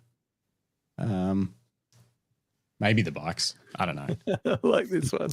Yeah. Probe 100 to 500 and printer unboxing next week. Can't wait. So I thought about it, guys. I bought all of it. No, I don't know. I'll think about it. I really think, especially for being able to cruise around lightweight, the 70 to 200 might be the answer for New Zealand. Although we are in a camper, so I actually don't need it to be lightweight. We're going to be driving. It's actually kind of perfect to have a 100 to 500 and just point it out the window. Why don't you take your What are you doing? You keep changing the playing field. I don't know. Why don't you take your 7200? Oh, here we go. Here's a question none of us except for potentially Bruce can answer. Logan says, side note, do you guys have a recommendation of a solid lightweight video head? Ooh. I haven't bought a video head in a long time. Do you buy once and you use it for decades. Like you buy something good. Like I'm a fan of Miller, Australian made stuff. They do some really good stuff. If you've got the money, Satchler is awesome as well. I think the thing with that is that there's no such thing as really a lightweight video system because you need the weight and to be able to keep your camera stable. It depends on how big a camera you're running. So as well. So if you're only using a little like an alpha body or whatever, something like that. Yeah. I'm not a fan of the Manfrotto stuff. I've got Manfrotto stuff. And I've definitely got that head. Does anyone want to buy this? Was it 202 HD or something, is it? It's a 701 HDV. Yeah. I bought it when I bought my Canon 60D. Yeah. And it still looks almost brand new. So if anyone wants a almost not used video head, it's not lightweight at all, but it works. I've got one of those. 15 years old. I think the slightly bigger one of those on my slider, and I've got the monopod, the video monopod that Manfrotto makes with the toes and stuff on it. Oh, they look cool. I've never. Yeah, it's not too bad. I've used it for a lot of stuff. I think there are better options out there these days. iFootage do some really cool stuff. I wouldn't mind looking at, but yeah, I just don't like the Manfrotto systems. I don't work as well as I want them to. I hate that they're not Arca Swiss, but anyway. That pisses me off as well. But once you get into the top end stuff as well, they're all different. Like the dovetails and that, and the RE stuff, it just, everything's bloody different and costs a fortune. Proprietary. Rick Nelson says Leo Photo makes some decent ones. So try that, Logan. Rick knows what's up.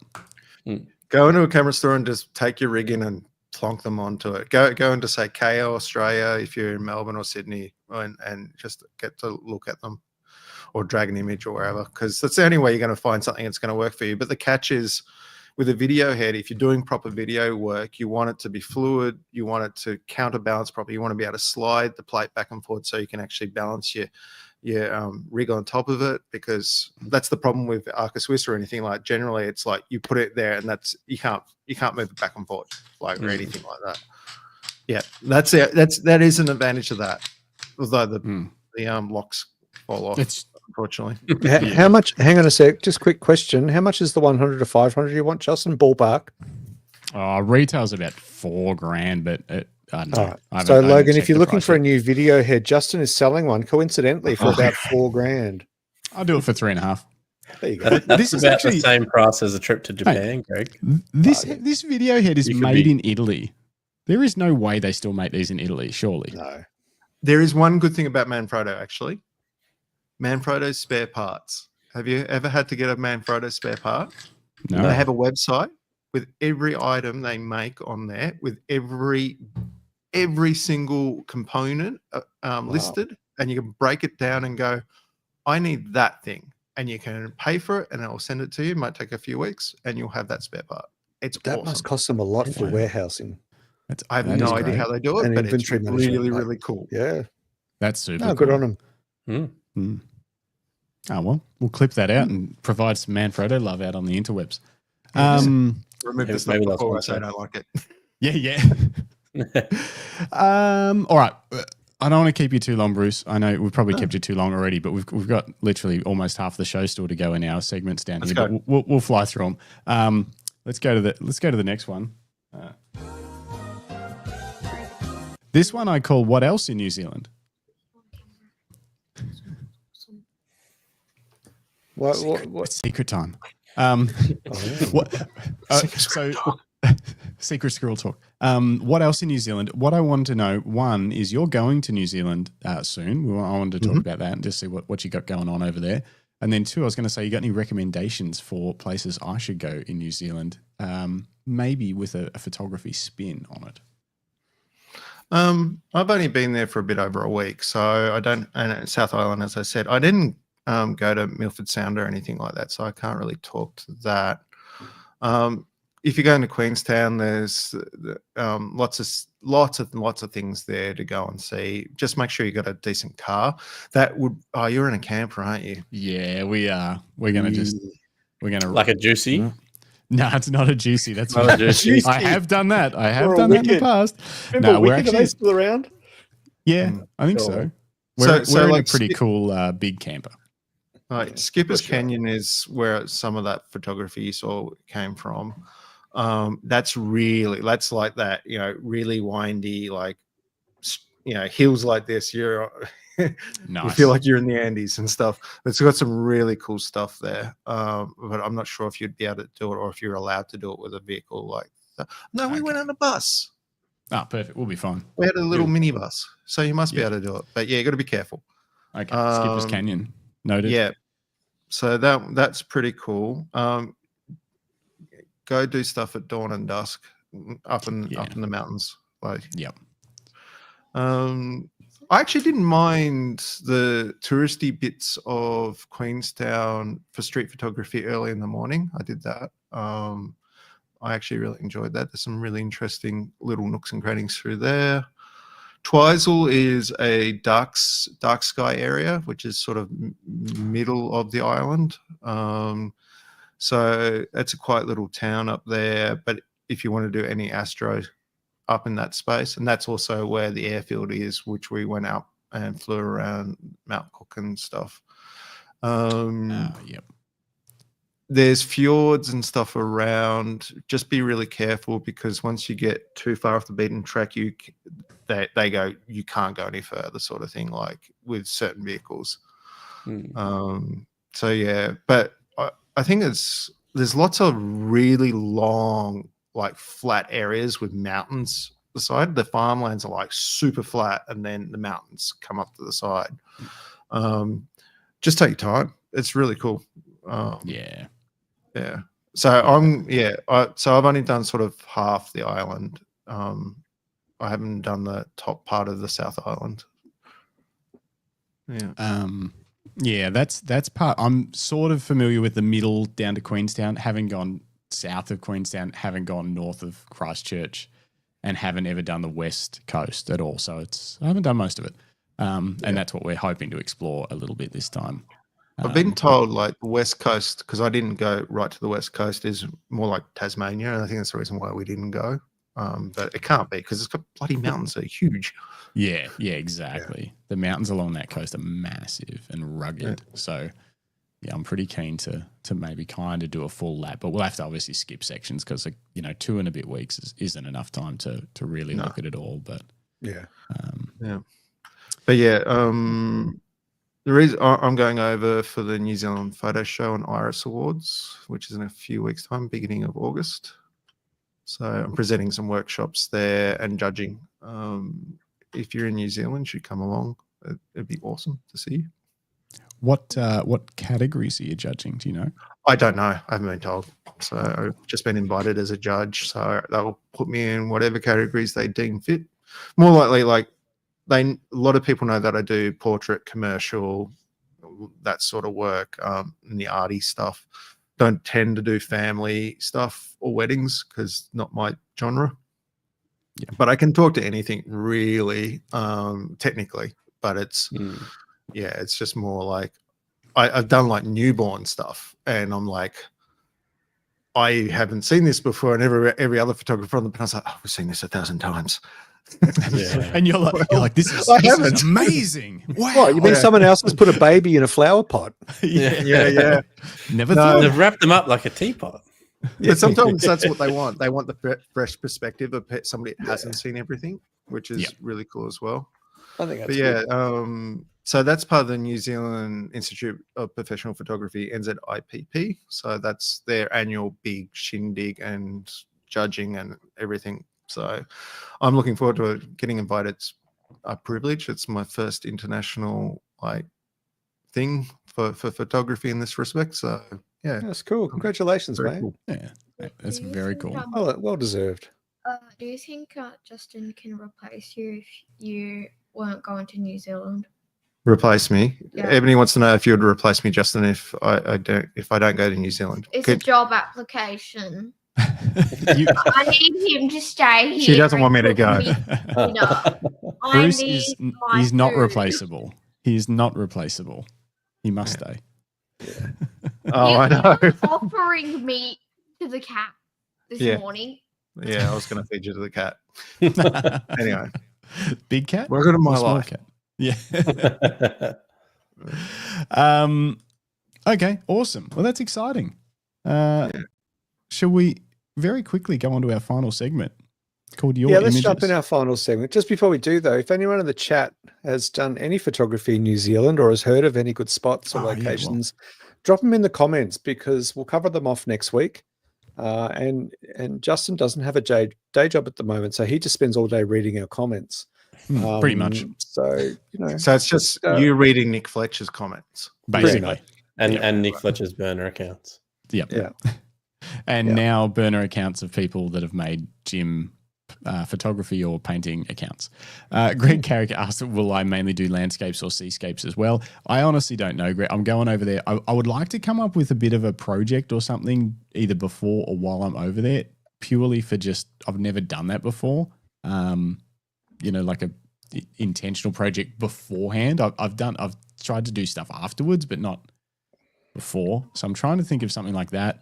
But I'm not too stressed yet. I just don't know what I'm doing. I'm trying to figure it out. So jump in the chat, folks, and give Justin a hand. All right. So the next segment, the final segment, before we let...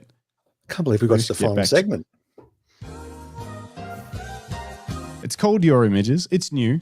What we want to do is trying to get you guys to email me, justin@luckystraps.com.au, an image or two, whatever you want, that you would like us to bring up on the show and make fun of. No, that's not actually what it's for. It's for us to look at it and go, cool, just to see what everyone's doing. And so we got one this week from Gareth Davies, legend. Hopefully he's listening still. He was here before. But so we're going to bolster that with some photos that Jim and I have taken. And then Bruce is going to judge those photos. But first, let's look at the actual image that we got. If I can pull it up, Gareth is still He's here. still here. Oh, yeah. Hey, mate. Boom. And then I'll bring it up and I'll also read out what he included in the email. Can I do this? I feel like I have to do too much on this show. I need some help. Window, Well, this you've one. taken the control of everything. Control freak. Boom. There is our image. Backstage cameraman, All right. and you're the lead camera. So Gareth's photographed sports for just over 10 years, some elite, most amateur. At the moment, I'm photographing quite a bit of mixed abilities rugby. Some of the players might be in their 50s, while others have varying disabilities. Joel in the center of this photo has Down syndrome. I've only seen him play a couple of times. He loves being part of the team and is full of confidence. He loved the photo and the club presented him with a print. Later on that season, the team played at the Principality Stadium in Cardiff, and he had an amazing day with the other players. This makes it one of my favourite rugby photos, even if some of the other photos have been used to promote various tournaments and were probably better photos. Taken with a Fujifilm X-H2S and the XF50 to 140 2.8 using Acros. The only editing I do is a bit of cropping. Nice, straight out of camera. Cool.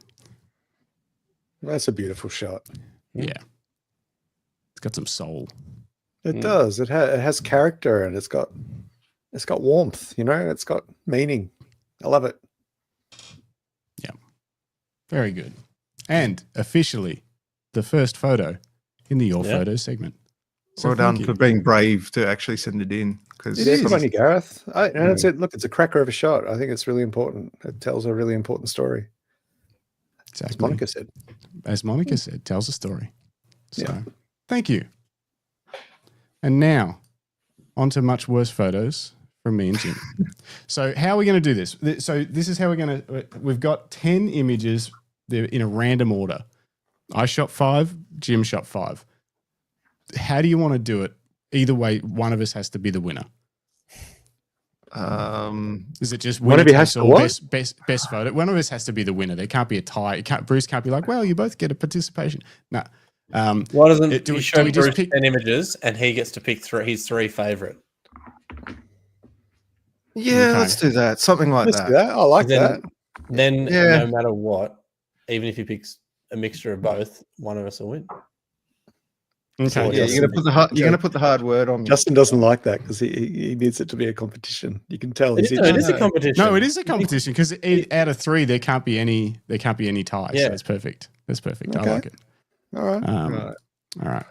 I'm getting ready. Let's go with the 3. Otherwise I'll We're forget. going to write something down. Well, while you're doing that, I'm going to bring up a placeholder image. Hey, blank screen, please. Mm. Hang on. I just need to check. There's no file names or anything showing. We Anyone? can't see file names. No. No. You guys You're all can't. good. Well, Just I don't making think sure. you took that photo.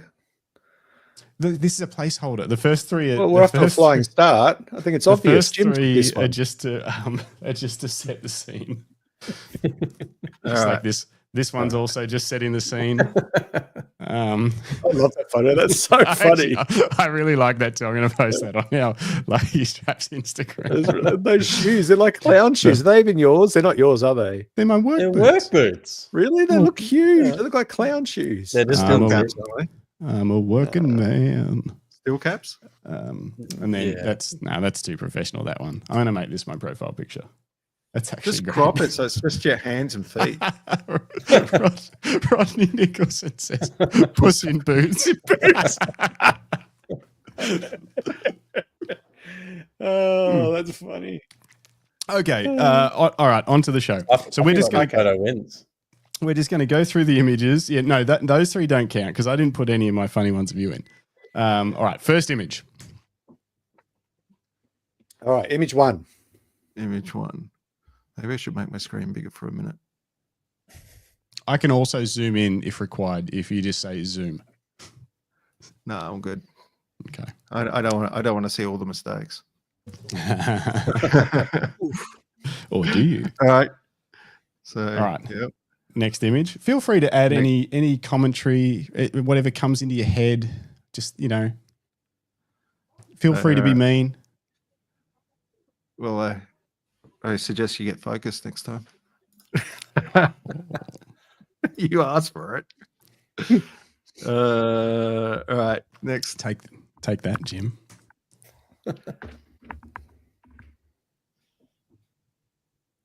This is why we get wildfires, guys. For motorbikes and burning off.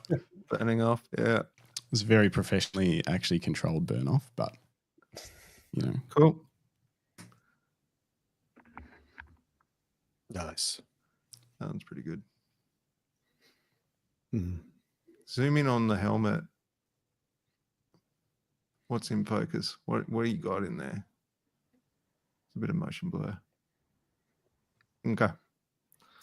Tiny That bit. looks pretty sharp. I'm pretty close to it. I don't know if I see motion Yeah. blur, but Well, This is I am what the looking through a NGS compressed. yeah, it's thing, if I had to analyze this, I would say it's haze. If you're seeing anything up here, it's like flare. Probably. Yeah, I can tell it's flare through it. Yeah. Yeah. Whereas like there's like that's all very, very sharp. Nah, yeah, Yeah. I'd call that sharp. Yep. Yeah, there's a lot of blockiness on the stream for me. Yeah. It's kind of hard to judge over a 1080 live stream. Yeah. We got a okay. Bit of crop.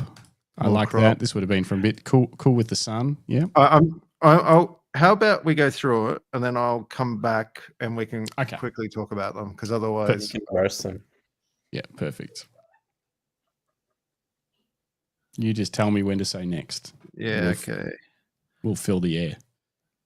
All right, next. I'm just doing judgment calls on what I see.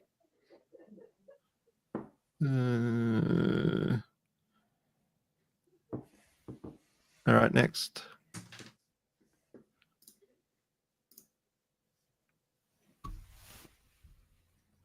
Next. It's just going to zoom in, but I guess we don't need to. Don't need to.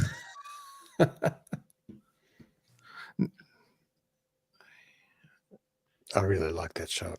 Yeah. And next. That's it, isn't it? That's 10. That's it. That's 10.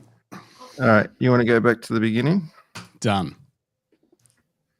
I think that one works well commercially because you've got a lot of good space to throw logos and stuff on the left hand side, and then you get the dirt and everything that looks pretty good.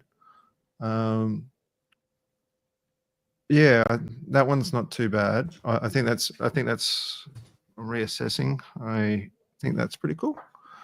Okay. I don't think you need to crop it or anything like that. If you wanted to do if it was just the cyclist, you might want to bring it in a little bit. But I think overall it's pretty good. I'm talking out my ass. Gareth says that's the strongest photo. Yeah, and I suppose it depends on if I'm trying to put in my brain whether it's a commercial thing or if it's it's purely what you like. Yeah. It doesn't you don't have to judge this as if we're submitting, because I didn't pick these photos based on what I would submit to a client. I picked these based on what I think Bruce would like. Yeah, okay. So if I was going to give a criticism, then this is sort of a catch-22, right? Because you've got the dirt flying out the back, which is really cool, but the bike looks static, and that's like you want to get all that dirt, crystal and sharp and held in space, but also it's that at what point do you want to have a little bit of motion blur in the back tire versus the crystal light? So that's where I look at it a little bit. If we showed you some of the other riders we shot this weekend, don't try to back you, Jim. Don't try to negotiate. I'm not negotiating. I'm looking at them separately. I'm saying you could tell that they were going fast. Yeah. So this was action.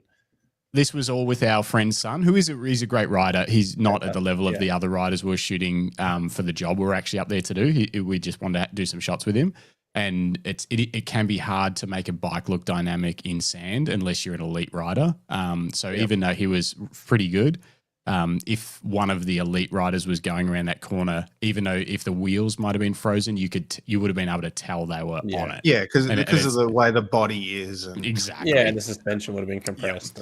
Yep. And Yeah, exactly. But yeah, I totally get what you're saying. A bit of blur, a bit of, the knobs on the tires, if they were a little bit blurred or something, would certainly make that a stronger image. Yeah. Yeah. Okay. Let's go to the next one again. The out of focus one. I kind of like it because it's dynamic, but I think the thing I would have loved is because the only thing I can see it's in focus is the spray, sort of that top, middle, and top right of it. Like there is spray on the left, but it's not as visible because of the contrast. I feel like it. My eye always is going to the logo on the back of the guy's shirt, not to the spray. So that's the reason why I don't think it's a strong image. If that logo was not as predominant or something like that, or if it was in focus, or if it was a little bit deeper in depth, I think it would be even more dramatic. Okay. Ernesto says it's his favorite, and Monica says it's cool. I think it's really my only criticism or feedback, I should say, is that you can't tell that they're on a bike. It almost looks like they're just falling. So maybe, half a second later, you would have seen more of the bike maybe flick out. I don't know. It's just, I could never take a shot like this. So I'm humbled by it, but I'm just saying almost makes it feel like it's someone just kind of falling over with their hands up. Probably not with a Fuji though. And to be honest, that was a Fuji. To be honest, I am a sucker for black and white, but I do wonder what the color contrast would be if that would actually make it work better in this instance. If it was in color. Interesting. Shall we move on? I really would like to. I'd love to reveal, but we can't. We can't until we get the winner. Yeah. Too dangerous. This one, Bruce says. Bushfire acid. Enhance. I like here's something you'll see people when they're doing like judging, professional judging, they crop with their fingers or have a bit of paper or something. I think this one could just be cropped in more. I think there's too much negative space around it. I think the focal point is the rider. Crop the sky out. I think it could be just pushed in a little bit. And it'll be my eye keeps getting drawn up to the pole. Yeah. Yeah, the pole's definitely a distraction. The pole, see, Rodney's onto it as well. Naughty pole. Yeah. Yeah. Leave your pole out of it, mate. All right. So I do like this one. It's really dynamic in that. And like the tires leading into the bottom corner. So it feels like it's going somewhere, and you got that bit of dust kicking out the back and that. I think this is a strong dynamic image. It's hard to tell because of the flaring what's sharp and not on the stream. So that's the reason why I asked about zooming in. Like I thought like the front tire was sharper than the back, but when you zoomed in, I could see like the leg was in focus and stuff as well. I think that's one of the strongest images you've got actually in the set here. Nice. Yeah. I think I wish the person was slightly more around so we could see more of the bike. Just a little bit more. It feels very like a stick in the middle of everything. Not enough. What do you call it? Shape to the subject. Yeah, exactly. I would also like potentially crop it in off the right hand side a little bit to give a sense of direction, because at the moment in the middle there is a little bit going to the left, but you could emphasize it a little bit more by having them sitting more on the right as if they're going to the left. That's more of a cinematic way, I think, as well. So question from Rodney Nicholson: are they flames in the grasses? Yes, they are. And then what does it look like in color? And that was that was not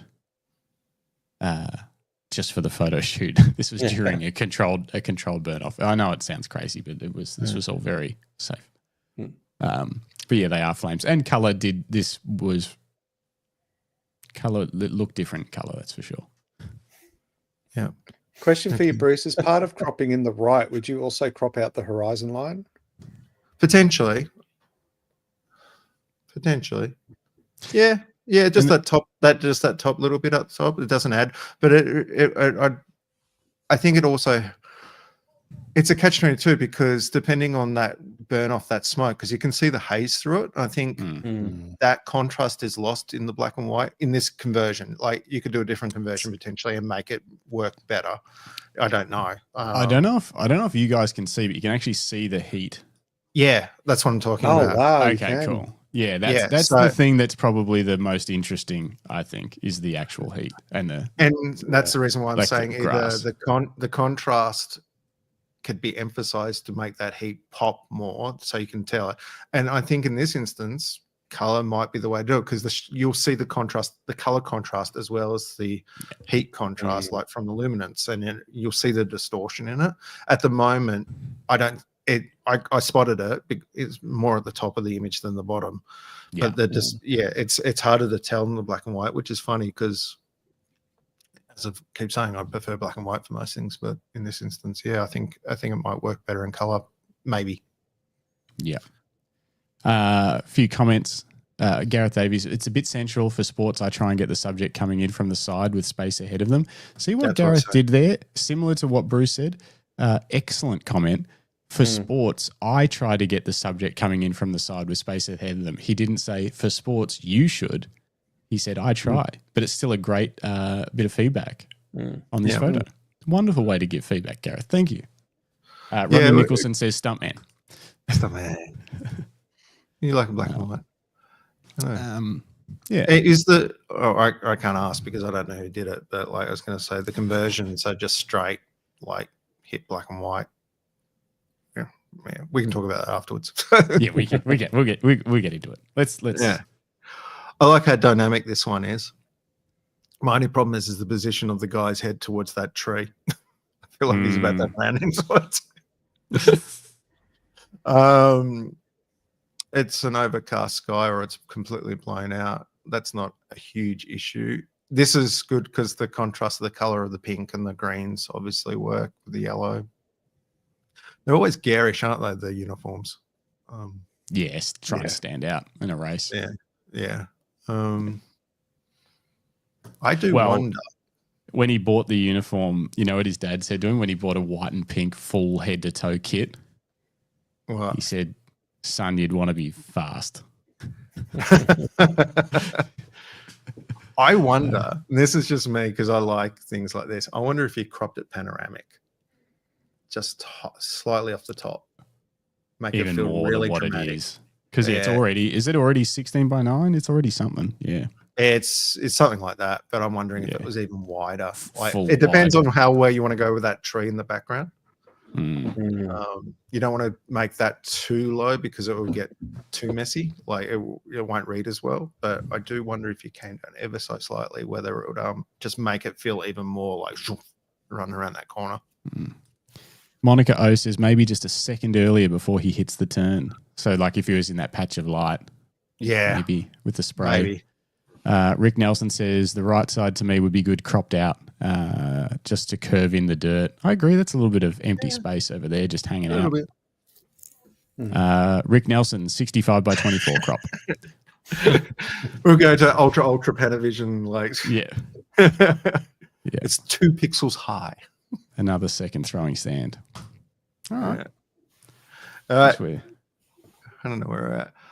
I like that this has more in it than just the bike. Like it has this person, but I don't know the sport, so I don't know what he's doing. It just feels like he's like throwing fingers. But I can tell you the story. I can tell you the story of what's happening in this image to try and make it more compelling for the judge who's awarding points to it. So this is a dad helping his son train for an upcoming race, and he's telling him 2 more laps to go. He's got his goggles. So they change out goggles every so many laps. So in the early morning fog, he's just helping him get laps in, changing his goggles out, and keeping track of his laps to hold him accountable to finish the training race. Yeah, cool. Yeah. I don't know if we need all the stuff on the right-hand side again. Maybe tighten it in, because I feel like the bike is too close to the left-hand part of the image. It feels off balance. If it was slightly, I'd go square. I'd go 1-to-1. I don't think you get a square out of it. I think you'd be too tight on the dad, but you'd be close. Yeah, probably like a 4:3. You get an 8x10 or something. Yeah, just crop it in a bit, maybe. But yeah, that's with the story. That's good, and that's the thing. Like, it depends on the story and who it's going to and stuff. Like, as somebody probably, if you were judging a competition and say it was on bikes and stuff like that was the thing, and you didn't have the context statement, you probably get that. Having the context of what you just told me helps. But if it was standing alone and you don't know any of this stuff, then it feels a bit odd. That's right. And then also, I guess you could look at it from the point of view, if you can't figure out what the story is from the image, then is it really telling a good story? Yeah. Well, if you threw this at somebody else, they might go, well, I don't know what the guy's doing apart from throwing fingers, maybe crop them out. And it was if you just took him out and just had the bike and had it like as a vertical portrait, it's actually a pretty dramatic shot. Like the guy is got, he's up on his heels, he's like really going for it. Yeah. But then you've also got to contend with the shadow and stuff like that. But as a documentary shot, potentially works if you know the story. Gareth says you can see a connection between the two. He's clearly not a spectator. So far, that makes sense. Doesn't feel odd to me. Tells a story. Yeah, love it. I'm playing devil's advocate a lot. No, this is great. This is the best segment ever. Bruce normally charges for this sort of stuff. We tricked him into it. Got him at the end of the night. Yeah. I've already judged 2 categories at the Australian Photographic Prize. I've got to do one on Wednesday, so this will keep you sharp. Keep me sharp. What's that? You want to zoom in on the helmet, see if it's sharp? Yeah, sure. I didn't even say that, but I can.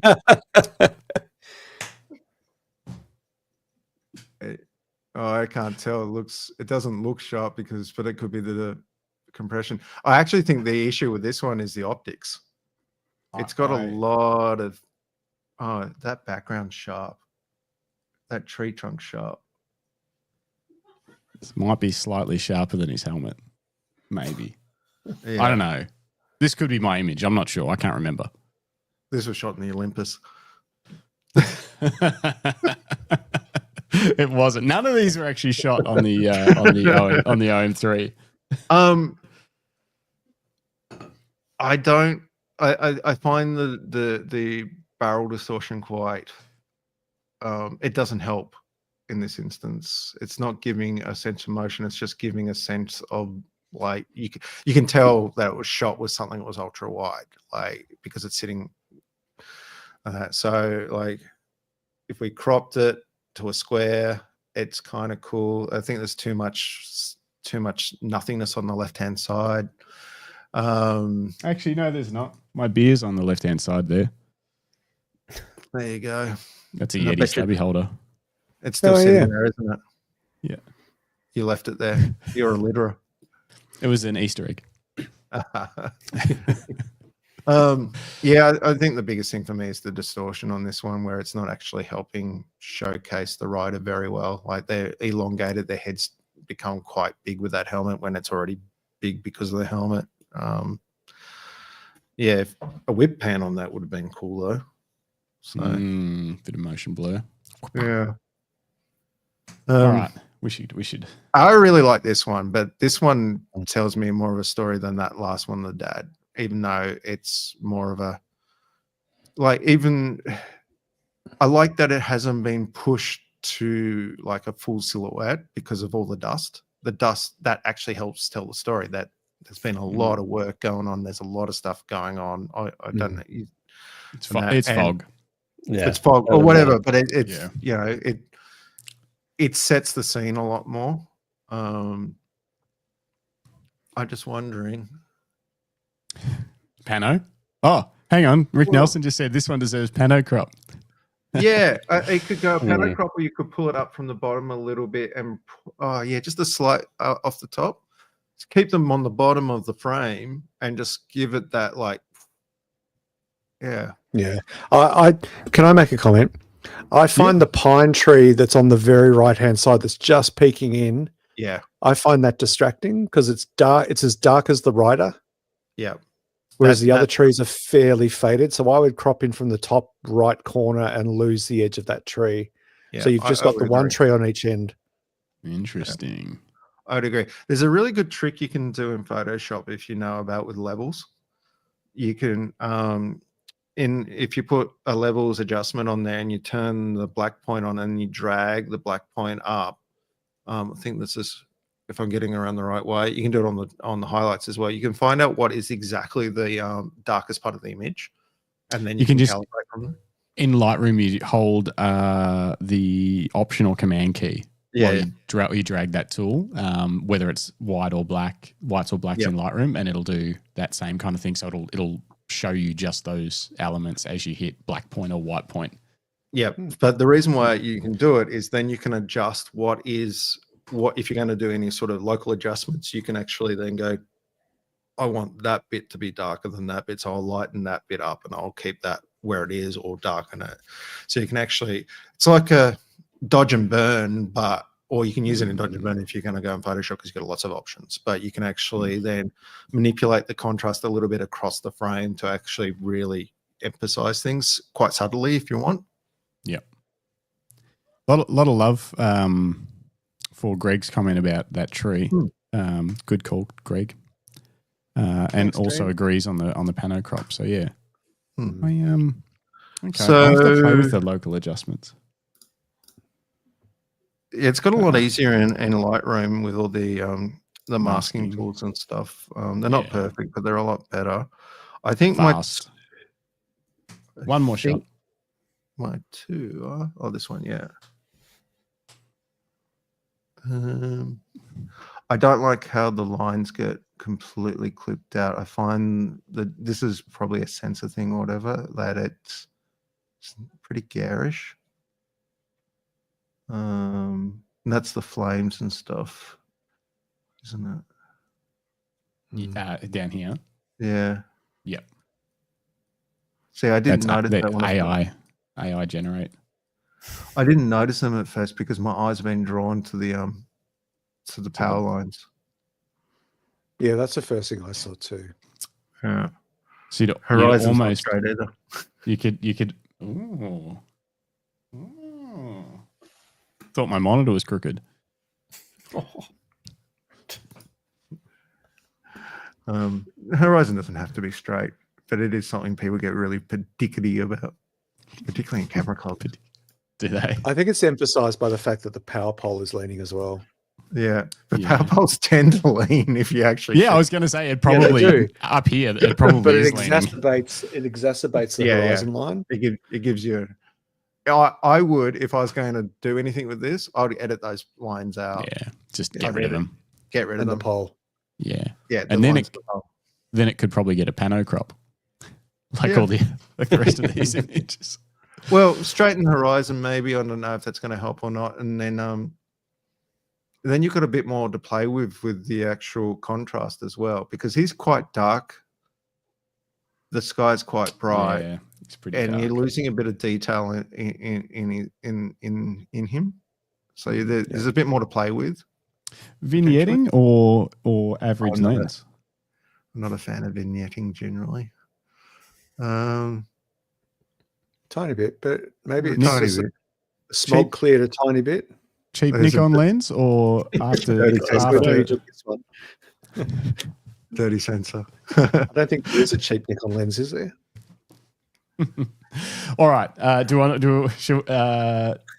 We can't tell you who shot what until we know who won. All right. So my two at the top, I think, is number 4 and number 9 are the two top ones. So that's 4. Yep. And that's 9. They're the 2 top ones for me. Oh, yes! They're both yours, are they? Oh, yeah. Oh, that's amazing. I was very worried then. I thought I was going to lose 3-0. The way that you were talking about my photos, I was like, oh shit. I was like, I think I'll be saved to get 2 to 1 just by this one. I was like, I think that's 1, but I was worried Jim was going to get the other 2 for a second. I think the thing is that I'm not critiquing in the respect to say they're bad photos. What I'm saying is, if I was sitting beside you and working with you with the photos, these are the sort of suggestions I'd say.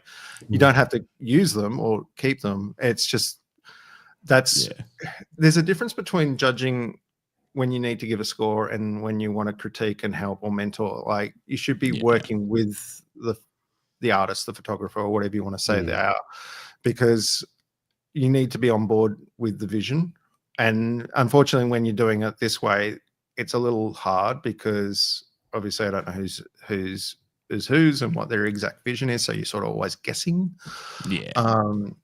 But yeah, if you're ever working with somebody and want to give somebody good feedback, I feel like you sit down and talk through the idea and the images and say, oh, how about this? What about that? And they can go yes or no to it. It's collaborative. Yeah, you need to be collaborative about it. I like this one because it feels commercial.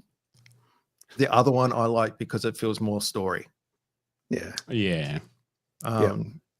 And then what was your third? Did you have a third, or you weren't there yet? You just want a clean sweep. No.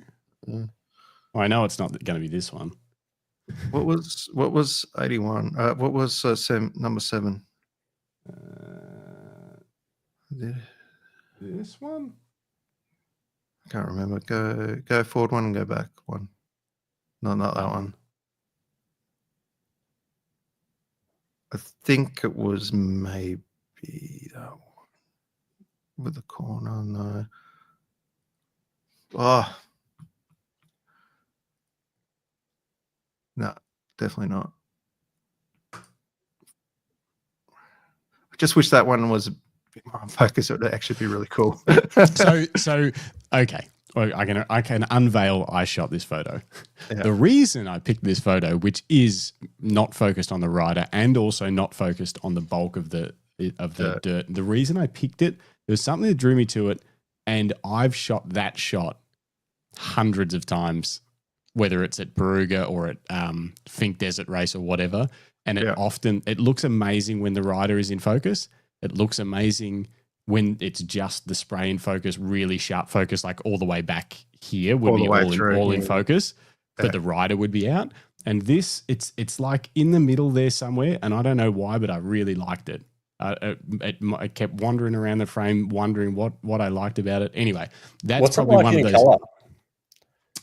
It's where you could get the color of the sand and then his pink, like the back of his pink top. It's probably worse. I've got it. Do we really want to do that? I've already kept Bruce here forever. Oh, okay. He's got a life, you know. Do I? You've got me to feed. You've been fed. Where is it? Second. Thirds and fourths. So I get it, because sometimes because if you shot the same image so many times and you get something different, it's totally like, oh, that's cool.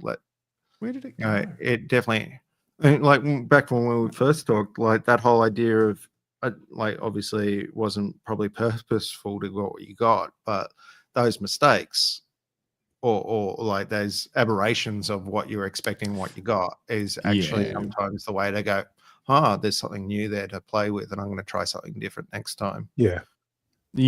That's right. And it's one of those things where it's sort of, it's probably just not a great photo, but there was something about it that I liked. But usually the rider would be in sharp focus, or the spray would be all in sharp focus.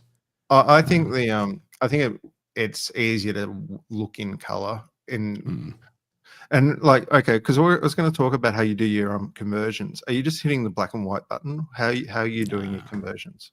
No, it's like a tweaked preset, and then I smash the blacks and stuff to pieces. Yeah. That's. Oh, you won't be able to see it. There's something No, wrong with my Lightroom. It doesn't show. But anyway, it's like no, it's actually a Maston Labs preset that I've changed, and it's pretty aggressive in terms of contrast. One of the things you can do, and this is something I don't think a lot of people know about. You've got a drop down in your Lightroom or in Camera Raw, which is calibration. Yes. Yep. I'm seeing it. I cannot bring it up though, but I got it. And in this, because of the Maston Labs stuff and that, it's all over the shop. Yeah. But what you can do is when you go into black and white, obviously you've got your different colors. You can pull back and forth in your luminosity and stuff like that. But you've also got the ability, if you tweak your tint. Oh, we lost him. We're losing him. We're losing you, Bruce. Bruce. The internet's turned off in Tasmania. Yeah. Oh, is it 10 o'clock? Is that when they turn it off? They turned it off. Yeah, early. Hold on, Bruce. Don't say anything. Yeah. Wait. Stop. Pause. He's unleashing the knowledge and we can't hear it. Yeah. We didn't get any of that, Bruce. We didn't get any of it. We lost you. No. Where's he gone? Oh, damn. Yeah. That's sad. Tim Siamas has said probably sharing the hottest tip of the night. I know. The internet shat itself. It's shat itself. Yeah. Oh, dang it. Oh, he's back. Am I? Yeah, you're back. Yes, now. you are. You've just come up. You've come up sharp and clear, and we were just on the edge of our seat waiting for this. I was getting you nugget. Okay. So you guys were sharp and clear. You guys were sharp and clear all the way through that. So I don't know what was going on. Oh no. Am I still gone? You're coming just in and out a little bit, but we've got you back. Ernesto Creativo says great cinema. Yeah, that was unfortunate. Okay. Yeah, you were saying about are you talking about changing in down the bottom calibration? You've got like your red primary, green primary, blue primary. Is that what you're talking about? Adjusting the saturation or the hue? Both. Okay. So you with the combination of the black and white with the calibration and your tint and your white balance, you can really play with the contrast of the image without actually having to hit the contrast. And then you can then use your contrast, your tone curve to emphasize different parts of it as well. You can see, look, especially with the pink, right? The pink changes quite significantly. So currently I'm just playing with the saturation of the blue primary going from one end to the other. And that's how the image is changing. Yeah. It can be quite dramatic. So as a tip, if you want to look at doing different things with your black and white, play with those settings. You can obviously reset it if you don't like it. It's also a good way of doing color grading. Yeah. And you can save those as presets. Yeah, very cool. Now, what were we going to do? I will quickly just do a little, where are we? Down here. Back to these brilliant pieces of artwork that we created. So this was a gym. Yep. Great shot for, putting some graphics over the left-hand side or something. Yep. This was a missed attempt at creativity. This was Jim, the pole king, we'll call him. Loves the pole. It does actually. I'm looking at this on my screen versus that screen. I don't know what it is. It does actually look better. Looks better on my screen than it does the way it's coming through the internet. It looks sort of creamier or something. There's something. It looks nicer on my screen. It looks nicer on the screen. Yeah. But it's. I can't wait for Jim's polls to turn up in the comments. Jim's poll. Oh, what about Jim's fencing? That was last week. Well, that's true. Oh yeah. This was me. I actually put this in black and white. I do have it in color, obviously, but I put it in black and white specifically. One, because the heat waves on my screen look way more dramatic in black and white, actually. But obviously that's not translating as well. But also because Jim put this in, I was like, I think my version of that probably isn't as good as his. So I've got to throw a curveball and just see if I can, if black and white makes it better or something. So that was my strategy there. I think both of us tried when you said get the bike on more of an angle. Yeah, we both were trying. So we've basically, I think this shot is the same as my shot. We were trying, we were shooting sort of opposite, and we were trying to tell him what we needed, but neither of us kind of got that. So what you were saying, more angle is correct. I think we were aiming for that, and it doesn't always. Yeah, it's always circumstance. I always hate when you say, this is something that happens in judging as well, where you see something and it's slightly, you go, I wonder if there's a frame before or after, which will be just slightly better. You never know. You're never going to get that sequence again. But it's just one of those things that sometimes you just go, maybe you might have something that's slightly better positioned. Yeah, but it is the thing, because this is exactly what Jim and I used to do to each other for years, sitting on desks next to each other when we would shoot weddings and stuff like this. And we would do exactly that. I would be like, hey, Jim, how come you didn't do this? And he'd be like, oh, but there was something there. And I was like, well, still, I couldn't move over. There was a wall there. And I'd be like, yeah, but you still cropped their head off or something. I don't know. And he would do the same to me. And that's how we learn. Exactly. Of trying to think about it while you're shooting, go, oh, could I do that? Could I move over? Could I crouch down or do something different to get a better angle? Get rid of that pole. Next time Jim goes up to Baruga to shoot, he's not going to shoot any of those poles because he'll be terrified that the internet will pick on him for being a pole guy. But to be fair, let's put some context here. You're standing in a burning field holding $10,000 worth of camera equipment each, shooting a motorbike that is racing at you at 100 kilometers an hour with a beer in your hand. Trying to get a 17-year-old boy to mono through a brush fire at the angle that we were hoping for is tricky. I always say, when I'm especially when I'm doing video editing and that on my footage or whatever, I'm like, editor Bruce absolutely hates cameraman Bruce. Yeah, he's always got he cuts it off too early. He misses the shot. He's in the wrong spot. Yeah. Don't you hate when you shoot video and then you go back to do the edit and you're like, why didn't I leave an extra second there so I can do a decent transition? Yeah, why did I do that? I have it taped on my monitor, not the one right here, but the other one in a different office, which says hold the shot longer. It's just planted on my monitor. Yeah. So many times I've just gone, oh, I'm done. And then I go to put the transition I want in. It's clip not long enough. I'm like, oh, I'm an idiot. Anyway, this one was Jimbo's Panorama. Yeah. And I've got the frame before it and I did 3-star it. And it's not as good as that one. The roost, he was in the sun. It doesn't look like you think it was going to look. He's in it, and I cropped it. I did get rid of the right bit of the frame in the other one. A bit of the right and down a little bit. Yeah, I didn't spend a lot of time on this. But that's how much he values the podcast, guys. He didn't spend much time on it. I did. It's how much he values his clients. See, that looks pretty cool. That changes it, doesn't it? So much. Like if you had that as a banner image on a website or something like that, that'd look pretty sick. Just crop the whole image out. Just crop the motorbike out. Yeah. Let's get the tree. I just want the tree on the left. I think we're getting a bit ridiculous now. Okay, sorry. Going to these people. He's teaching us. This was me. This was Jim with, what was that lens, Jim? It was the 14-30, and it does have a bit of a vignette. No, that's on the. Yeah. Okay. So I was looking at that earlier, and I was like, oh, that's a bit shit.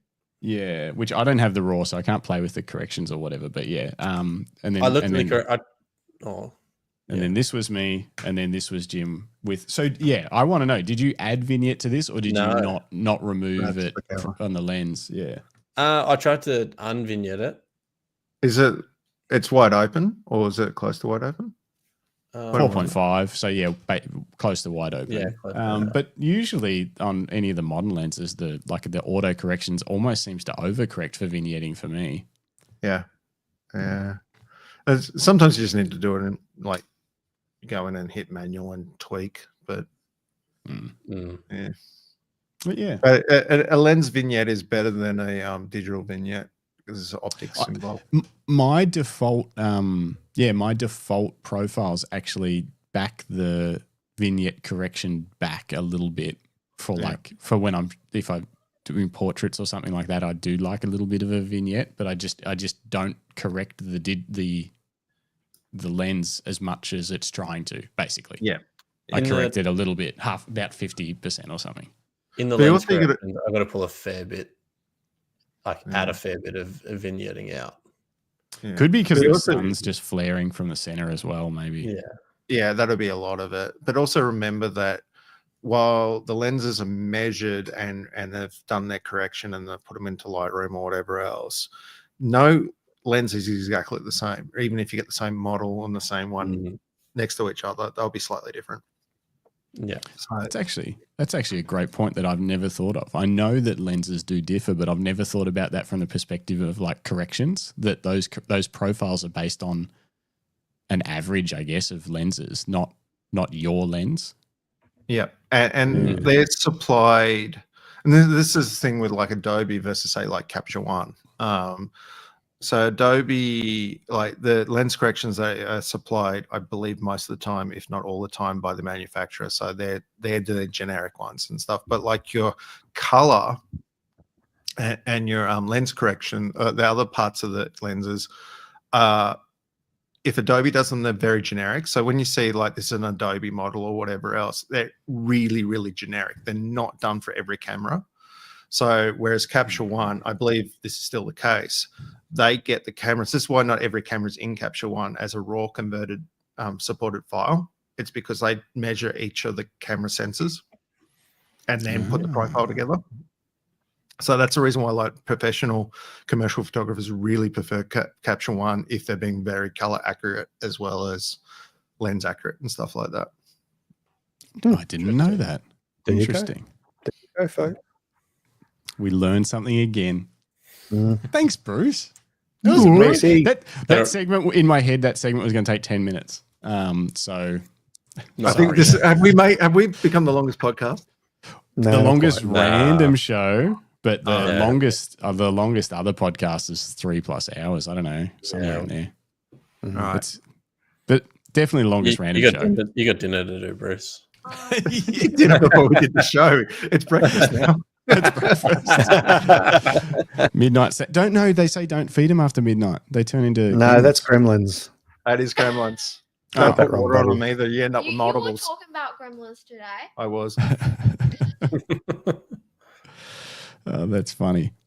LTK Photography says, as someone who works in manufacturing, as quality product will have a percentage range that will be accessible. Every product will vary. Yes. Yeah. It's fault. Well, you know this, Justin. Fault tolerance. Yeah. Yeah. I mean, we do 50-50. So one strap's good, one strap's bad. And then we just send them out. Send the bad ones overseas. Keep the good ones in Australia. This is not true. Every strap we send out is awesome and perfect. And Jim double checks them just to be sure. Jim, what'd you do with this one? It's faulty. No, it isn't. It's a nice looking strap. It's a nice looking strap. And it's somebody that hasn't had a strap on his camera forever. Because I just want more stickers. Ebony likes the stickers. We can send you more stickers. 10 out of 10. I'm trying to get more stickers made so that we've got some cooler ones. So when we get some like different ones, we'll send them down. Yeah, cool. Well, thanks. But yeah, no, it works well. And yes, as somebody that has not been a camera strap person forever, it's actually nice to have something good. We've stepped into the premium one. Yeah. Yeah, straight up. Luxury. Nice. It's a good choice. All right. I think we have to call it, everybody. It's just shy of 10 p.m. here in Australia, or at least in the eastern states of Australia. Who God knows what they're doing in Queensland right now. But look, we are going to wrap. First and foremost, Sorry? It's the same time in Queensland. Oh, they have different rules. It's WA you got to worry about. Yeah, you got to. Yeah. Where is Nev? Yeah, They're 2 he's hours just having long. lunch. But look, on that note, everybody, this has been the Camera Life Podcast, the Random Photography Show, episode 97, proudly brought to you by LuckyStraps.com. Speaking of straps, if you're looking for a premium leather camera strap, head to LuckyStraps.com and use code Jim. I've just given up. Use code Jim at checkout, and you'll get yourself a healthy little discount. Use code Greg. But enough about that. You know what code's actually winning, Greg? What? It's thanks, Paul. Thanks, No, Paul. Thanks, Paul is working. Yeah. Yep. From the other day with the gloves. I was going to go for that, but I forgot. Some sort of cruel joke played on all of us. It was. So I don't trust you anymore. Oh, well. But look, on that note, I do want to thank Bruce. Thanks, Bruce. Thanks, Bruce. And his entourage for joining us this evening, and sharing sharing so much of your wisdom, knowledge, your insight, but also, just sharing so much of your time with us, and obviously with the people watching and listening along at home. So thank you so much. I would have offered to send you a camera strap, but you've already fucking got one, so it doesn't matter. If you enjoyed all of Bruce's comments and insights, head over to Crimson Creative YouTube channel and subscribe and Crimson like some Comics, videos. isn't it? Yeah. Crimson Comics? Yeah. Crimson Comics. They're nuts. They're weird little Crimson videos. Comics. Head there, subscribe.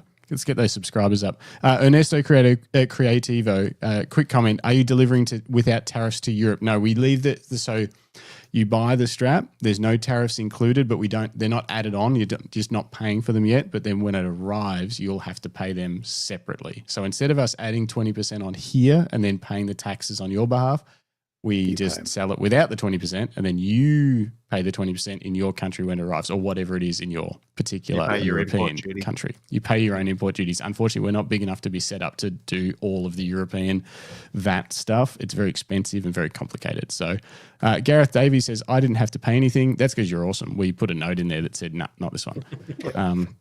Unless you get a bill later. Now, some seem to slip through. I don't know what the deal is. So you just got to... It's a bit weird. Yeah, it's a bit weird, but yeah, very Europe, European. In general, Europe, you will have to pay import duties when it arrives. Yep. Cool. All right, guys. Well, I'll throw one last plug in.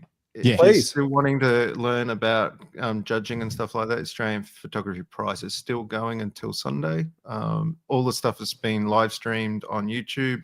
You can watch back the categories that you're interested in, or watch the other ones as well. Then we've still got stuff all the way through to Sunday. Oh, cool. very nice. Australian Photography Prize. Go to Australian Photographic Prize. Photographic Prize, sorry. Go to australianphotographic.prize.com.au to the website. Everything is on there. Yep. Get amongst it. Cool. Handy. You Yeah, may that's not very know cool. this, but I know a All right, cheat. guys. Well, it's getting late. All right. I'm an old man. I get tired, and you don't want to Yeah. see me cranky. Trust me. Me too. I'm going to play the music and We're going to say good night. Thanks again, Bruce. Thank you, Thank Jim. you. Thank you, Justin. Everyone, have a good night. Be safe, and we'll see you on Thursday morning. And thanks to everyone in the chat. Thanks, Rodney. Thanks, Rick. Thanks, Gareth. Thanks, Ernesto, Tim Siamas, Philip Johnson, as always. LTK Photo, Greg Carrick. Oh, that's some good dancing. Oh my God. When do we talk about Fujifilm? Thanks to all of you. Oh, where's our one female commenter? Monica O. Thank you, Monica, for representing. Monica. And good night.